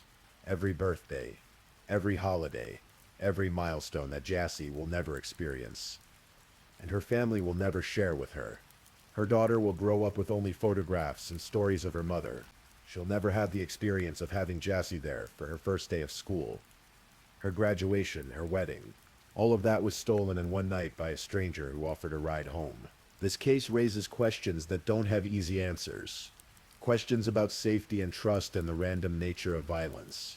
Jassie was doing something that countless people do every night, going out with friends to celebrate a birthday.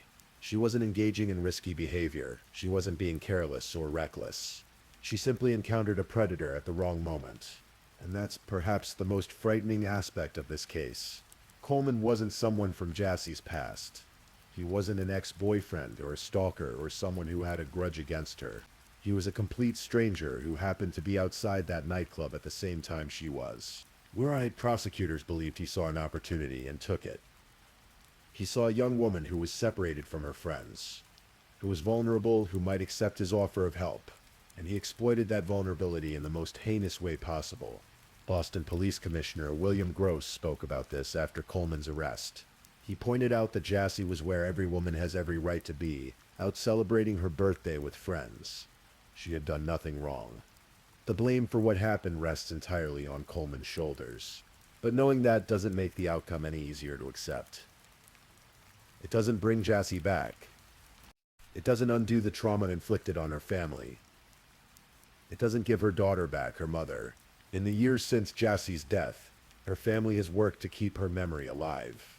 They've spoken to the media about who she was. Not just a victim, but a person with dreams and hopes and people who loved her. They've attended court proceedings, ensuring that the justice system didn't forget about Jassie, didn't reduce her to just another case number. Boston Mayor Marty Walsh visited the family during the investigation. The police commissioner visited them.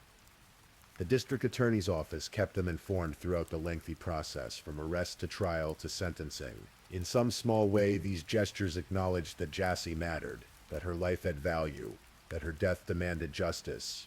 And justice was achieved, at least in the legal sense. Coleman will spend the rest of his life in prison. He'll never walk free again. He'll never have the opportunity to harm another person the way he harmed Jassie. But even that feels insufficient when weighed against what was lost. A young woman's life. A little girl's mother. The future that should have been. Coleman has appealed his conviction, as is his legal right. His attorneys have filed motions arguing various legal points, trying to find grounds for overturning the verdict. But given the strength of the evidence against him, the surveillance footage, the DNA evidence, the internet search history, the discovery of Jassie's body in his trunk, it's unlikely the conviction will be overturned. The evidence presented at trial painted a picture that was impossible to dispute. Coleman had kidnapped Jassie under the pretense of giving her a ride home. He had sexually assaulted her. He had murdered her. And then he had spent days trying to conceal his crime before fleeing with her body. Every action he took after Jassie's death, the cleaning supplies he purchased, the internet searches he conducted, the attempt to flee to another state, demonstrated consciousness of guilt. He knew what he'd done was wrong. He knew it was criminal, and he tried desperately to avoid the consequences. But the surveillance cameras had captured too much. The forensic evidence was too strong, and law enforcement, working across multiple jurisdictions, had moved too quickly. In the end, this case serves as a stark reminder of several uncomfortable truths. The first is that predators exist, and they often don't look like monsters. They look like ordinary people. Louis Coleman was just another person at a nightclub. There was nothing about his appearance that would have warned Jassy to stay away. The second truth is that violence can strike anyone, anywhere, at any time. Jassy was in a public place, surrounded by people. She was celebrating a happy occasion, and still, she became a victim. The third truth is that even when justice is served, even when the perpetrator is caught, convicted, and imprisoned, it doesn't undo the harm. It doesn't bring back what was lost. It provides closure, perhaps, but not comfort. Jassy's daughter is now 7 years old. She's growing up in a world that her mother never got to see. She's reaching milestones her mother never got to witness. And as she gets older, she'll have to grapple with the knowledge of how her mother died, the violence and cruelty of it. But hopefully she'll also know about who her mother was when she was alive. The vibrant young woman who lit up rooms. The mother who loved her daughter fiercely. The friend who brought joy to those around her. The person who deserved to live a long, full life, but had it stolen from her in the worst possible way. February 24th, 2019, started as a night of celebration for Jassy Correa. It should have been a happy memory. Dancing with friends, marking another year of life, looking forward to the future. Instead, it became the date of her death. The last night of her young life. The moment when she crossed paths with someone whose cruelty would end everything she was, and everything she might have become. We can't change what happened to Jassy. We can't bring her back or undo the pain inflicted on her and her family. All we can do is remember her as more than just a victim in a true crime case. She was a person, a daughter, a sister, a mother, a friend. She deserved better than what happened to her that night. She deserved to live. She deserved to see her daughter grow up. She deserved all the birthdays, all the celebrations, all the ordinary moments that make up a life. Louis Coleman took all of that from her, and for that he will spend the rest of his days behind bars, paying the price for his unforgivable actions. But Jassy's family will also spend the rest of their days paying a price they didn't deserve. Living with her absence, with the hole she left behind, with the knowledge of how violently her life was taken from her. That's the real tragedy of this case.